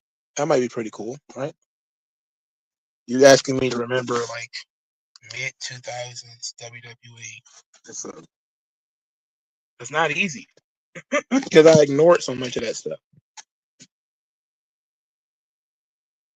Not just because a lot of it was bad, but because most of it was just not worth talking about. Shit, I keep dropping the queue. Let's see. 3, with Hasbro rumored moving away from toys to video games, is toy collecting a lost relic? Why are adults more open to collecting toys than children? Well, people are having fewer kids, so toys are most definitely becoming mostly for adults and mostly for collectors. People are having fewer children now. I think collecting in general is becoming a lost relic because most people they're spending a lot of time online, and so are children. Children are now playing games online. Um, so it's hard to um, really sell a lot of that stuff now. Um, but it's unfortunate that they're not making toys anymore. But I think a lot of that has to do with people not having kids. 4, Brett Cooper finally made her first video about conservatives being too gatekeepy of Whitney Cummings, Bud Light, Zuck trying to repent. Do you think Republicans should be more gatekeepy, or the problem of the right is that they're too open to be accepting of people, mostly women or people of color, who say a few base takes that lead to issues where Daily Wire is losing said female people of color talent? Okay. A lot of people treat that stuff like a scarlet letter. That people are not allowed to change their minds. And part of living life is learning that people change. A lot of living life is learning that people grow. I don't think you just accept people just because they have a couple of base takes, because there are some takes that are based, but they're obvious. Like the Harry Potter woman, like she's not all of a sudden a conservative just because she's against transgenderism. And she's not even really against transgenderism as much as she's for affirming womanhood, So, J.K. Rowling, that's her name. So there are some things you just you want to be leery that you're not being manipulated all the time. But that is a two-way street. You don't want to hear slightly woke things and then flip out either. Like what they did with Vivek Ramaswamy, where they heard something that was slightly woke-ish and they lost their minds, because he talked about H-1Bs and, Americans being lazy and stuff like this, because that's typically what traditional conservatives think, that you're being out competed against by these people who have, greater access to education, a better work ethic, willing to sacrifice.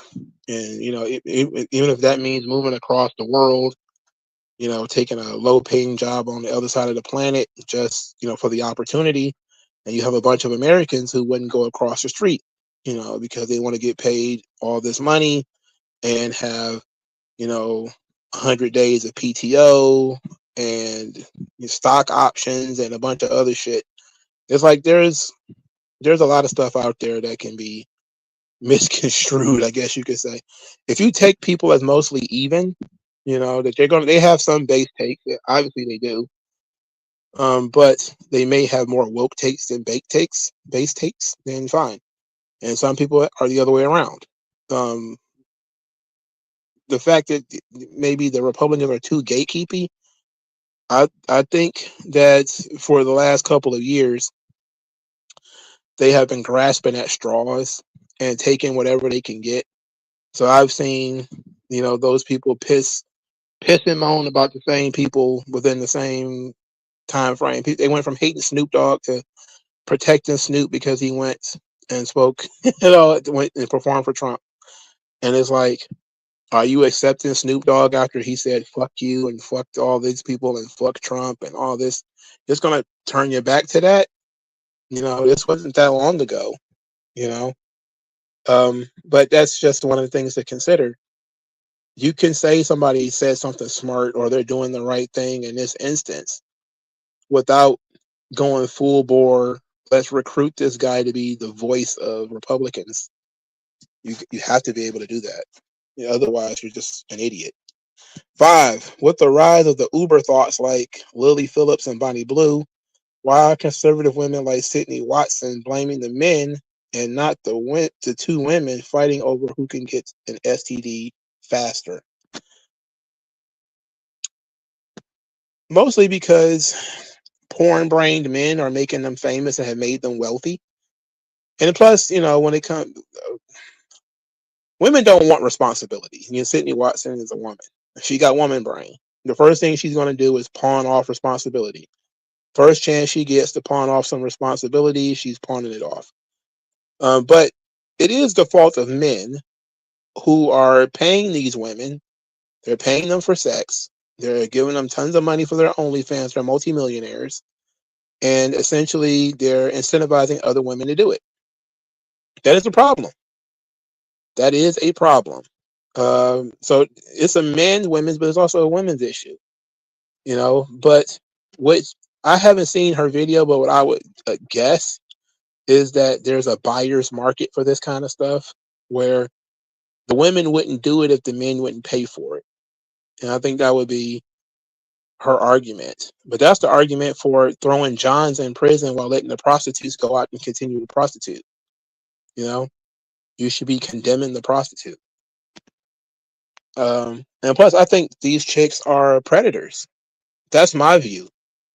They take advantage of lonely men and they offer themselves up, and then when they get them, they change the rules on them. Like, I watched a documentary about that Lily Phillips girl, and she changed the rules on some of those guys as they were coming in the room. It went from being 2 minutes to 90 seconds and all this kind of stuff. And these guys were sitting in these rooms for hours and hours and hours waiting their turn. It's like, this is a trap. Like, this is a trap. And it's like, okay, you're going to get your turn, but, are you really going to be satisfied? Mostly, a lot of these guys went in there and they didn't even finish. They barely got started. They barely did anything. And here's the thing. They paid a ton of money to come to fuck this girl. And then they had to pay for their own travel. Right? And so some of these guys are coming from far and away just to sit in a room with a bunch of other guys for 6 hours before he gets to do 2 pumps, and then he got to take that whole ride home. And the girl gets 100% of the money. It's not like, hey, you paid for, you get 2 minutes because you paid for 2 minutes. It's like, no, she might change it to 90 seconds. She might, she has complete and total control over this thing. So it's very predatory. And Bonnie Blue is just walking around college campuses asking to suck young boys' dicks, which is great for them, but ultimately it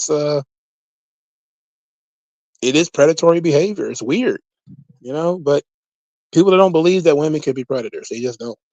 It doesn't look the same way. It doesn't come out the same way. 6. Oh shit! I dropped it again. My goodness. Number 6. With African American New World Order coming out, do you think the typical black community boosts and plays up the race relations? I'm very confused about what this is. I'm not sure what African American New World Order is. I don't know what that is. But said, do you think the typical black community boosts and plays up race relations? That's absolutely true. I just saw AJ Francis earlier today, just calling random things Trump says racist. It's just like random stuff that has nothing to do with race. Like, what was this the other day when he put a freeze on a lot of these social programs? People are running around screaming racism. It's like white people are on these programs more than black people are. It's the same thing when he did the attacks on DEI. These affected white people more than blacks, but you have so many black people who have race brain that they just can't escape it. Oh, you mean Captain America 4? Oh, I didn't even know that was coming out. Shit. Oh. The thing about Falcon, now they didn't use his original origin story. They used his one when he was a soldier. But I remember he was like a community activist, a social worker, or something like that in the 80s and 90s, if I remember correctly. I think he had like ran for office and a bunch of stuff. If they were using that version of Falcon, then you probably will get a lot of woke race shit in it. I'm pretty sure they'll probably get around to it eventually anyway. And I don't think the fact that he's black is going to be ignored at all. I think that him being black is absolutely going to be used in that story. 7. Do you think we will see a May WrestleMania? Do you think WWE is at risk of losing its identity with pricing fans out of pay-per-views? That is a huge problem that they have. Oh shit, that's a huge problem that they have, and a lot of us are starting to talk about it because it became an issue with the NFL that fans could no longer afford to go to the product. You know, it was a big problem that a lot of fans could not go to the product, and that hurts the product because your most diehard fans are benched from the biggest game. They can't afford to go, and WrestleMania and hell, Monday Night Raw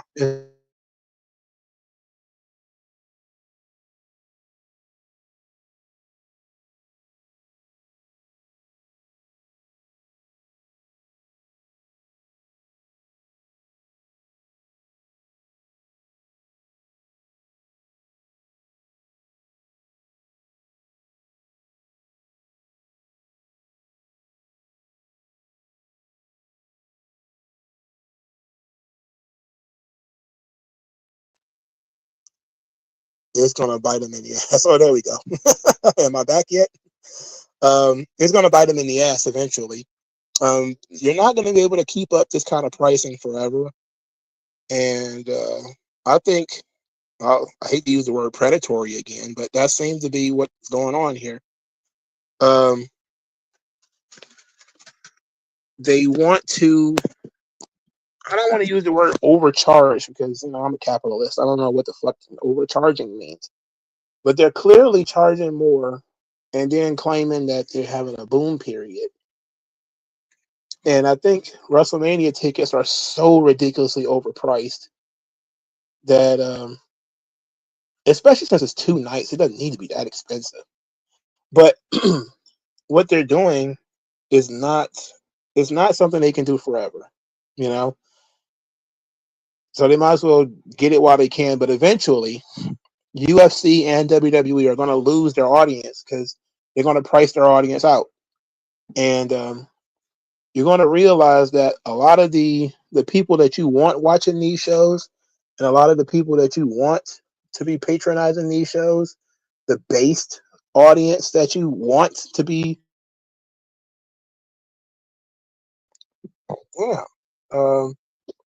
these people are not willing to pay that kind of money to go to these shows. The people who are going to pay to go to these shows are going to be the woke fools, and that's what happened with AEW. Is AEW had a profoundly woke audience, and the the woke audience controlled the company essentially.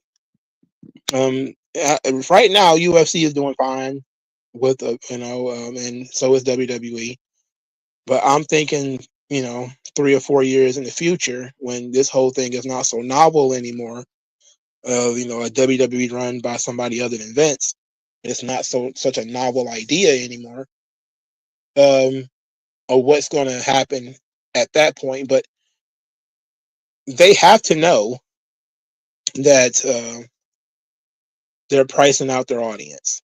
They've got to know this by now, and what they're hoping is that they're going to make up the money in advertisers, because that's eventually. I remember seeing I think it was a boxing columnist that was talking about that Boxers don't even look for money from the gate anymore. They're now looking to try to get a cut of the advertising because that's where the money is. And this is what pressured Vince to sell the company anyway, is they were not maximizing all of their opportunities in terms of advertising. They were not selling space on the ring, for instance. That's just one example of things that Vince was in the way of that they started doing almost immediately as soon as he was gone. And advertising is what kind of funds these shows now. And now that they're getting site fees for WrestleMania and stuff like this, the ticket sales are just, it's a cherry on top. But you would think that with the advertising and the site fees and all this kind of stuff, the tickets wouldn't be that expensive, but it ends up being incredibly expensive. I don't know how long they're gonna be able to keep that up. Them studios, 2 questions. 1, do you think the cool heel kind of heels ruined the babyface and heel dynamic? Yes, but also, cool heels really only do a lot of damage if the babyface is uncool. Like if the babyface is like a Bob Backlund-y, cookie cutter, yay kind of guy, then yeah, cool heels could kick his ass. And even goes back to the day of Don Morocco and Jimmy Snuka and stuff like this. But I think the focus on morally gray characters has definitely done a great deal of damage to the babyface. And now it's hard to be a character babyface in pro wrestling. It's very hard. Most people will chew you up and spit you out if you're a character babyface on pro wrestling now. They find reasons to hate you. But maybe it's also a lost art. Everybody wants to be the badass. Nobody wants to be, the good guy who wears his heart on his sleeve and stands up for goodness and all. Like all these things sounds cliche. I think this is what Cody wants to be, and I'm not entirely sure he's successful in doing what he wants to do. But he wants to be a traditional babyface, similar to what his dad was. He doesn't want to be a badass, even though he wants to be firm, stand up for himself, but he also wants to be always the guy, willing to show respect, always the guy that is it's all healthy competition. Do I think Hulk Hogan can work today? No. This audience would hate him immediately because they don't. I think part of hating baby faces means that people are insecure in who they are. The same reason why a lot of people hate Superman. They have that Superman is not real. Of course, obviously Superman is not real, but he's an ideal. He's one of many ideals that are projected into our world. And anytime somebody is an ideal, you see them be destroyed. Captain America is another one. Captain America is supposed to be an ideal. He is not America that is the ideal. It is Captain America who is the ideal. He is the guy in the 1940s who was not a racist, who understood, the plight of humans and humanity and the country and what the country should stand for. And he pushed people to be their best selves. That's good leadership. Most people don't want good leadership. They don't want to pray and take their vitamins and all that. They don't want to do none of that shit. They want somebody to make them feel good and indulging in their either own, self-immolation or their own nihilism. Nothing matters. Who cares? Burn this motherfucker down. That's kind of like what they want. And if you can that's why, Superman's stories are always so gritty now. He's supposed to be a symbol of hope, but he's always bleeding and crying and getting hit in the head with cans and weird shit. It's typical. People hate baby faces nowadays, and I don't know when it started. It's hard to tell when it started, but I probably started in the '90s. But there was a little bit of that in the '80s too. With people just don't like certain baby faces. So, but yes, to answer your question, yeah, I think the cool heels kind of ruined it. But you got to work at being a cool baby face. I mean, when the Horsemen were cool, and the Horsemen were, had people dressed like them in the studio, Magnum TA and Dusty had to get cool. Even though, and that's what kind of did some weird stuff with Dusty, because he was supposed to be like the son of a plumber, and yet he didn't want to be made to look less than Ric Flair. So he would wear mink coats too. He would wear like an expensive watch too, and you'd be like, oh shit, Dusty Rhodes, the American Dream, son of a plumber, but he's like wearing a $8,000 mink coat. You're like, wait a second. But it was also like to show that you can work hard and you can have these things too, and that Dusty had not separated himself from the plight of the working man, and that's what kept him, I guess you could say, cool, is that he didn't look like an old fuddy-duddy out there with Flair, so. 2, thoughts on JBL's world title reign from 2004 to 2005. If you had to choose a mid-carder from the current WWE roster to give the JBL push, who would it be? Okay. Honestly, I missed most of the title run. Again, I came back to it. Came back to wrestling no, actually I came into wrestling as soon as it was beginning. I came back as he did the old chasing the Mexicans at the border thing that he did with Eddie Guerrero. Which I think was before he won the title. Now, the run itself, I could take it or leave it. Smackdown was a very weak show at the time. He was tremendous, though. He was really good in terms of character work, matches. No. But in terms of promos, angles, stuff like that, he did a really good job. I still remember when he tranquilized Big Show. Like, they literally shot the Big Show with a tranquilizer. It was the most ridiculous thing. It was so ridiculous. I think that was the first time somebody got shot on a WWE show too. But that was great. Him wearing a neck brace with a cowboy hat, that was great. It's morning again. That whole promo was amazing. JBL was very fun. He's very fun. I just think he, him being champion a long time was. Oh, that was Kurt Angle that shot. So what did JBL do? Oh no, he did the was it the gorilla thing that he? No, it was not the gorilla. It's like Godzilla. He had the inflatable Godzilla thing, right? But was he champion when he did that? I'm trying to remember now.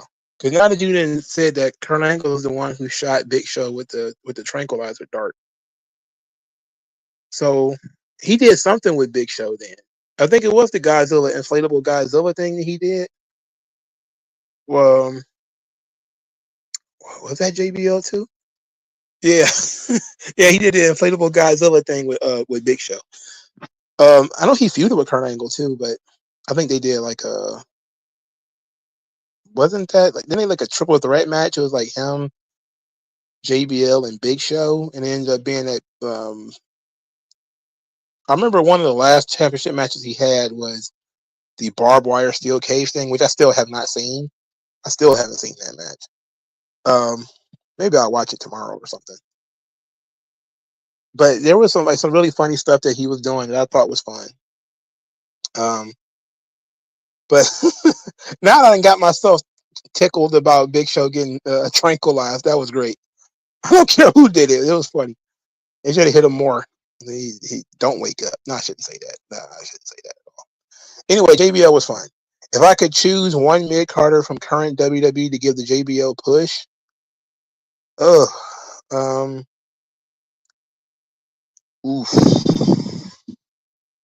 I don't know. The thing is, the JBL push came out of nowhere, and I don't think anybody knew he had that in him when he got that push. I think, people kind of looked at him like, this is Bradshaw. This is Justin Hart Bradshaw. Like, this guy sucks. This guy has sucked for 10 years. And he was a tag team guy for most of his entire career. And I'm not even a solid tag team guy, too, like a rotating tag team guy. New Blackjacks, Acolytes, APA, which is the same partner, like a long time tag team guy. I don't think anybody saw that he could be what he ended up being. He overproduced, I think, and he did way better than most people think give him credit for. But I don't know if there's anybody in the mid card right now that I could think to give a JBL push to. The first person that comes to mind is Andrade, but his English is dog shit, so maybe not. It's hard to pick one person, It's like I have to sit through how many garbage ass mid carders they got floating around in WWE right now. And I don't want to consider like a Braun Breaker a mid carder. I'm trying to think of somebody who's like JBL tier, and that would be a guy who's been around for a long time. And that'd probably be Kevin Owens or somebody like that. And I don't want that. I don't want no And maybe Sami Zayn. And I think about it. Maybe Sami Zayn. I guess if you have one guy, Sami Zayn maybe. I think you have to put too much work in for like Theory or Waller. You have to establish them as a top guy first. You have to get them fucking over first. So I think it'd probably be easier to do like a Sami Zayn. I think JBL really got over. Yeah, breaking up the Acolytes helped. The APA that helped. But he had an Eddie Guerrero to really help him get over. I think Sami Zayn he doesn't need that much help to get over and to stay over. So maybe Sami Zayn, I guess. I think that's probably their best option. He's kind of like your modern Mick Foley. I don't think he needs to be champion for a year though. Like that's kind of sick. I can't really think of too many guys I would want to be a champion for a year. There's probably like 2 or 3 of those guys in the entire business that I can see being champion for a year. Well, technically, JBL was not a champion for a year. He was champion for 10 months or something like that. But it was like you round it up. Yeah, my hatred of Kevin Owens, it's only increasing as the weeks go by. I can't wait for that ladder match to end, man. I cannot wait. My God, it needs to end. Chad Gable, maybe. I don't hate Chad Gable. I like Chad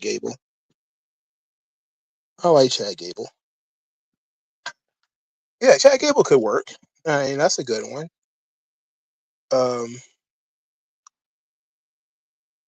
He's not boring either. So yeah, he's just tiny. That's the only thing about it. Why do I hate Kevin Owens? Have you watched Kevin Owens? I don't see how you can watch Kevin Owens and not hate him. I'm always surprised that Kevin Owens has fans. But mainly, I just don't like that. I don't think he takes things seriously.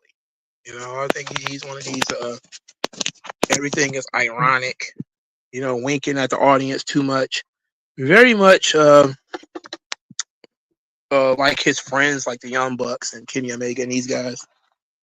Like, it's all just one big performance.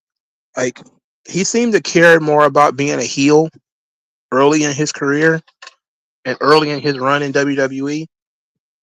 But there came a time, and I'm thinking maybe it was 2020, when he realized he was over and he could just fumble fuck around and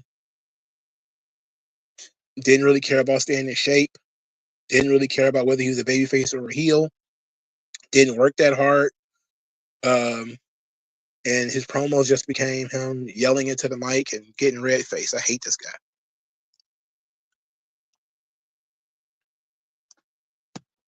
Can't stand him. Can't stand him. Oh, I got through all these questions. Praise God. Or did I? Yeah, I did. All right, that's everything. Ludwig would be a good option. That would be a good option. Do you think Rhea Ripley posted a photo in her underwear because she's mad at me? Wait, Rhea Ripley posted a picture of her underwear? Let's see. Let's see that. Well, like I said in my video about this thing, I think she likes being goon bait. I think she enjoys the attention. She's a woman. She's a young woman too, so I know she likes that attention.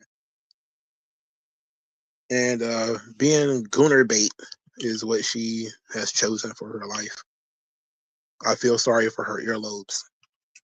I just don't see the purpose in having gigantic earlobes, bro. Just don't understand what the reason for that is. They had a look-alike contest for Rhea Ripley at the Royal Rumble. That's nuts. Oh, is this the picture I'm looking at here? Look at this shit. What is this on her legs? It's a woman's face split in half and a demon coming out of it. And this is on her thigh. I don't understand this. She's doing things, man. She's doing things. I think she did it to get attention because that's what women do. Are you the only one that finds the word goon to be kind of weird? It was funny when it was Coomer, you know, but I'm trying to keep up with the youth, man. I don't want to get left behind.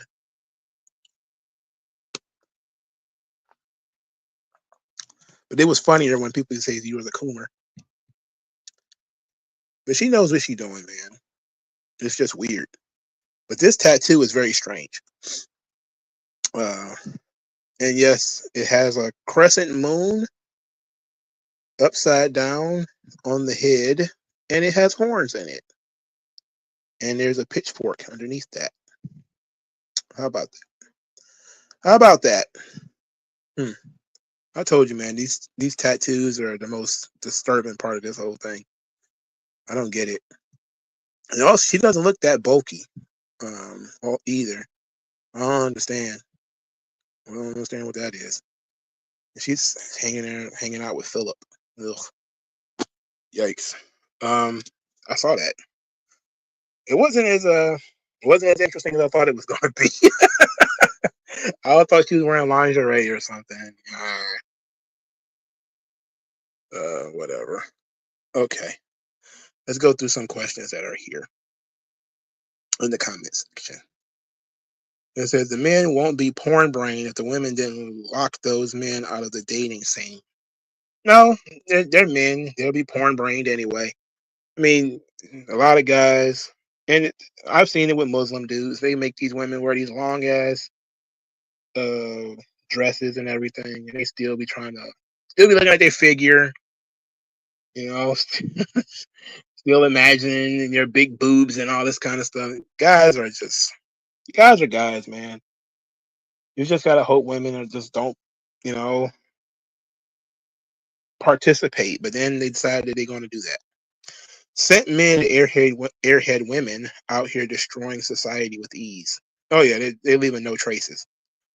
To be fair, I've seen plenty of those people blame the women as the men as well as the women doing this. It's a joint issue. My thing is, I don't really even see it as, I don't like it, you know. I think that what they're doing is incredibly unhealthy. I think it's unhealthy to both men and women. I don't know where the idea came from though. And the idea is sick. You know, like it's a depraved idea. But I guess people want to be famous for something. You know, people always want to be famous. And I don't know why. Degenerate Sharingan says, how and why did the left between so pretentious and well off, despite being the working class side of politics? Because they've never been the working class side of politics. Do you get it? You don't? Just think about that. Think about that. They claim to be the working class for the working class. They're not, though. They never have been. They never have been. It's always been a psyop. That's the thing with socialists and communists. It's all a fucking psyop. What they're for is almost never what they're for. What they're for is consolidation of authority and power. Whatever will give them authority and power, that's what they want. Doesn't matter if it actually, like, what is a worker? When you say, like, these people are, they're for the working class. What is working class? What does that mean?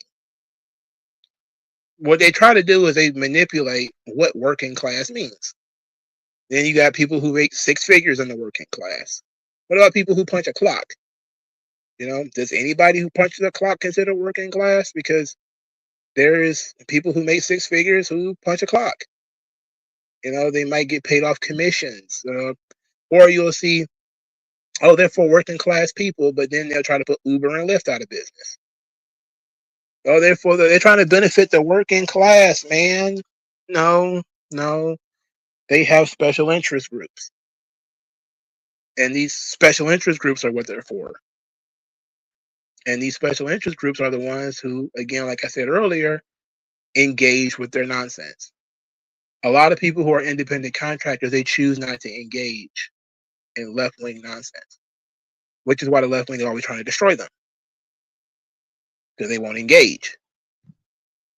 They say, okay, well, maybe some people are being taken advantage of at Uber and Lyft, whatever, but I don't want to do this full time. I just want to make enough money to, help on the rent or put the kid through college or something. I'm not trying to become a multi-billionaire driving Uber or Lyft. They hate that.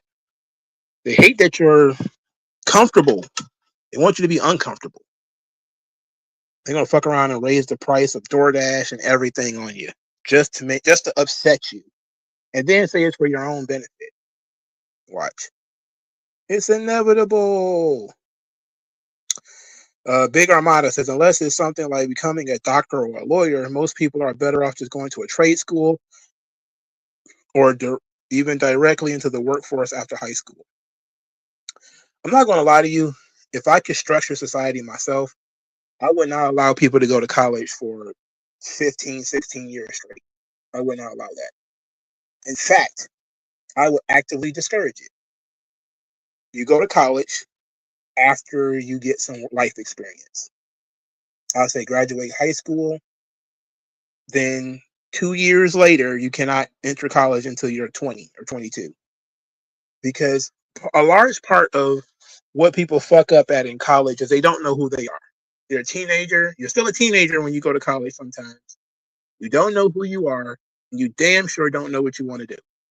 So you go to college and you have it in your mind, I'm going to be a doctor. And then you get that first chemistry class, or you get that first biology class, it kicks you in the balls. All of a sudden, you don't want to do that. And next you know, you're a 7-year senior who has changed your major 6 times. And now you're just general studies. I saw that happen to so many people.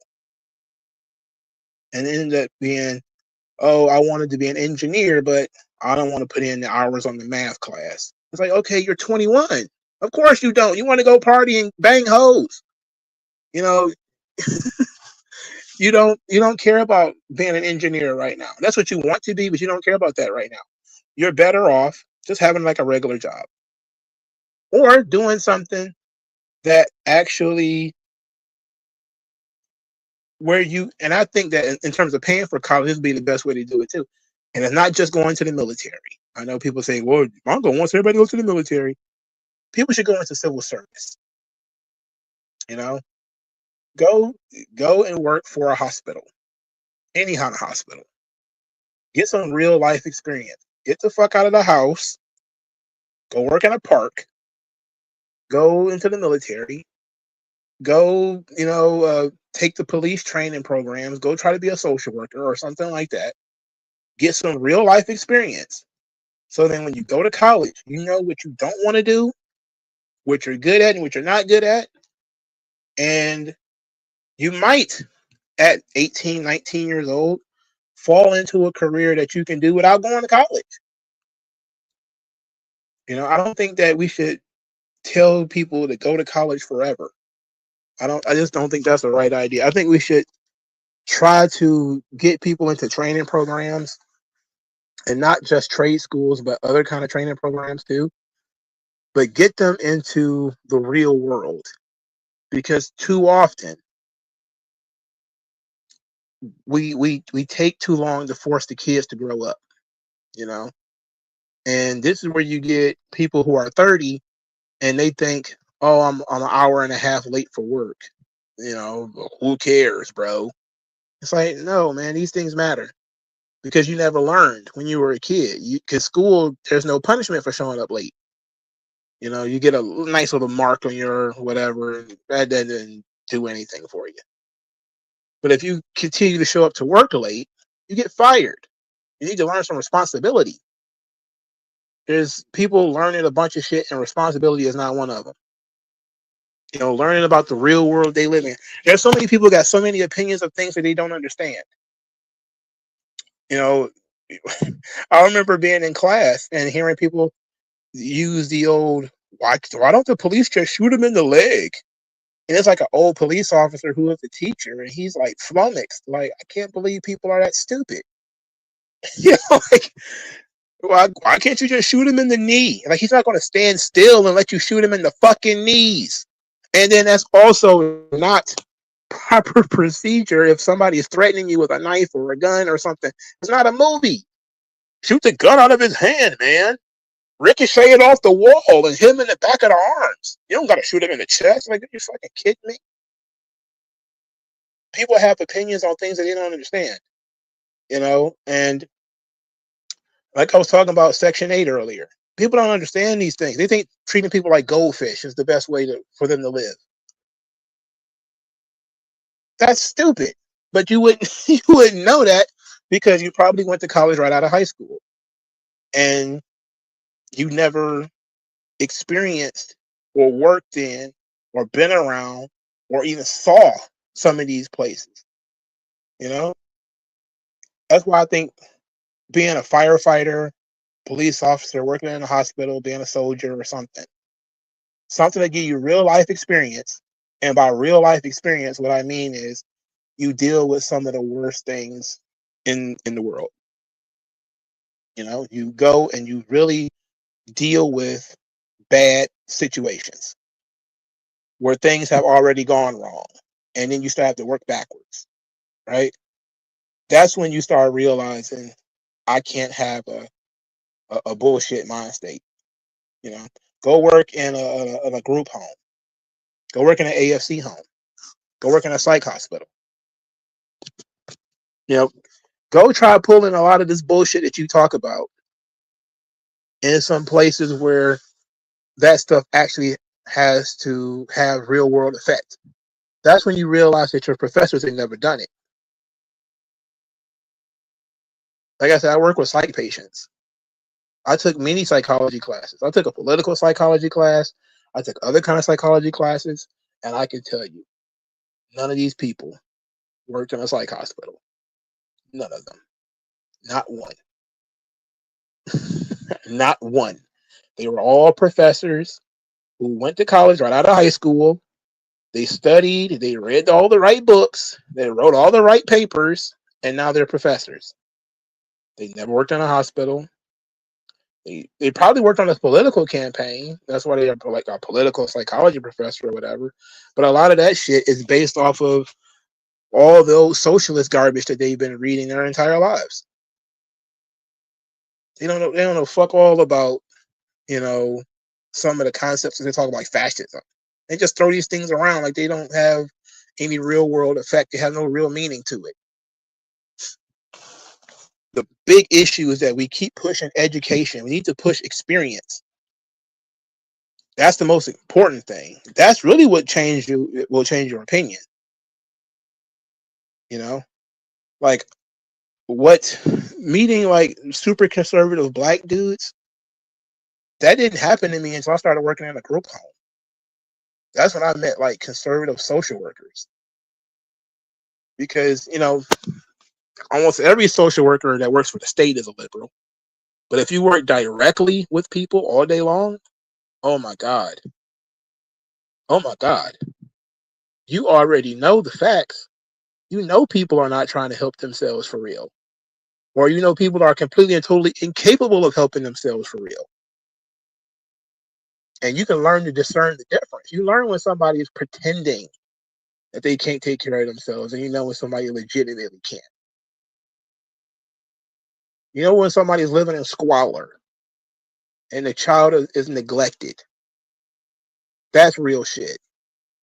When I went to I was going to go work for the state right after I got out of college. And right before I applied to be, I don't know what the fuck I thought I was going to do, because I'm not a social worker. But I went to apply to be a social worker. I only needed a degree, like a bachelor's degree, right? And I had a bachelor's degree in criminal justice. So I was like, I'm just gonna go be a social worker. People tell me, oh, you need to go be a, a bail bondsman or something or whatever. I'm like, I ain't too concerned about that. I don't want to deal with criminals. Realize I deal with criminals anyway, but just in a different capacity. But in the state of Michigan, they make you watch a video. I don't know if they do it in other states, but they make you watch a video first. And right before I applied, they made me sit through this 30-minute video where you see the worst of the worst. You see people living in dilapidated houses. You see people living in just absolutely horrid conditions with no running water, or the water won't stop leaking. Now there's mold everywhere. Kids in tattered and shitty clothes. You really see the worst of the worst, and that kind of experience is what people should be prepared for. And that kind of experience is stuff you cannot get from a book, because it changes. It changes you fundamentally. You start asking questions like, how did people get like this? And you realize some people aren't choosing it. But then you realize some people are choosing it. And I think you need to have that kind of experience before you start opening books. Because then the books don't make sense at that point. Because you'll get, like when you read, I think that book, Addicted, I heard people talking about it when I used to work in AmeriCorps. It was another civil service thing. Oh, that book, Evicted, it was so good. It was talking about the systemic blah, blah, blah, and the blah, blah, blah, blah, blah, blah. I'm like, oh, okay, systemic racism and systemic blah, blah, blah. Yeah, I get it. Get the fuck out of here. A lot of these people had rent money. They spent it. They blew it on alcohol and weed. They're not going to tell you that because they want you to feel sorry for them. Again, that's life experience, though. I've seen people get evicted from houses because they're irresponsible with money. It's not the income. It's the outgoing money. It's spending more money on shoes than they can afford. Hanging out in clubs, trying to impress their friends so they go out to dinner when they can't really afford it. All this kind of stuff, you got to have life experience. And if you still manage to be a liberal after that, then you're probably a more understanding liberal. You're not as utopian pie in the sky. But so you're a little bit more grounded. But too many people can vote and they don't have any experience in any of the fields that they talk about. And even all of these Jesse Jacksons and all these people have no experience. They don't know what the fuck they're doing. They don't know what the fuck they're talking about. Okay, we're talking about the Nexus. We hate Nexus. How would Randy Savage fare in the New Generation era and the Attitude Era if he had stayed in '93? Oh man, it'd have been sad, really, because he wasn't the Randy Savage he had been a couple of years prior, and I think he would have did good in the New Generation era because he was still doing well. He could still work. But I know his hips and stuff like that started getting bad about 96, 97. I don't think he'd have been able to keep up. Would have been great to see him watch wrestle Stone Cold Steve Austin though, especially Steve Austin as he's on the upswing. But I wonder how they would have, changed the Macho Man character in the WWF because the bright colors, the jackets and everything. I don't think that shit would have worked in 90, 97. It worked for Shawn, I guess, but I don't think it would have worked for Randy. He looked like a dinosaur out there compared to those guys, which is sad. Favorite streak match series is mine. Undertaker WrestleMania 25, 26, 29, 36. All right. So mine is WrestleMania 21, Randy Orton. 25, Shawn Michaels. 26, Shawn Michaels. So I think those three are probably the best three in terms of streak matches. He says, how would Shawn versus Eddie Guerrero work if Eddie would have been alive? I heard that match was supposed to happen. I think Eddie would have probably gone into that match as the heel, and he probably would have lost it, but it probably would have been a really good match, I think. It probably would have been really good. But Eddie wasn't the performer in 2005 that he was a year or so prior either, because he had ballooned up in weight to be the world champion and everything. He got massive. But at least he was, and he was taking, he's taking pills. He was still taking pills. He wasn't drinking, but he was still taking pills. Who do you see surprising in the Royal Rumble? Is there going to be any surprises? Well, Stephanie says there's going to be surprises, and I'm going to trust her word on it. So, like, she knows. Have you seen Black Lagoon? Yes, I watched the entire series. I have the books, the first 12 volumes, and I'm still reading volume 13 currently. Hi, you anti-smart like y'all do like Triple H be Hall of Fame? Not really. I don't really care for Triple H at all, if we're being honest.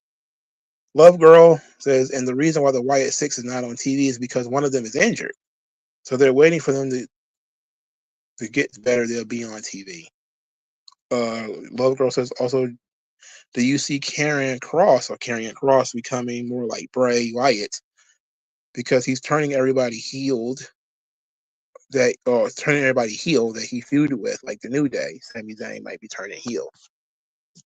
They've been talking about that for a while as a character thing for Karrion Kross, that he's been inflicting himself on other people. That's a really, really, really long-term story. Because he's been back for 3 years now or something. He's been back for a while. Now, in terms of a member of the Wyatt Six being injured, like, what is one person being injured? How does that stop everybody else from being on TV? That doesn't make sense. WG Phil says, due to autism, a regular job was not viable and I got laid off, so college is kind of my way to become a teacher or a lawyer. That's interesting. Hmm.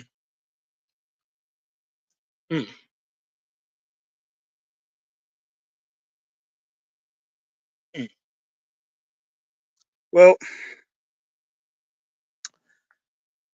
what kind of law and what kind of teaching would you like to do? But you certainly have to go to college for that.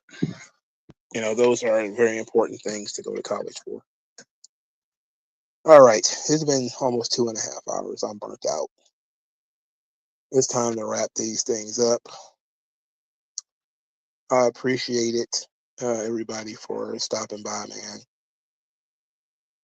I got to get up early tomorrow. Thanks for asking questions and being here, hanging out. I'll talk to you guys later.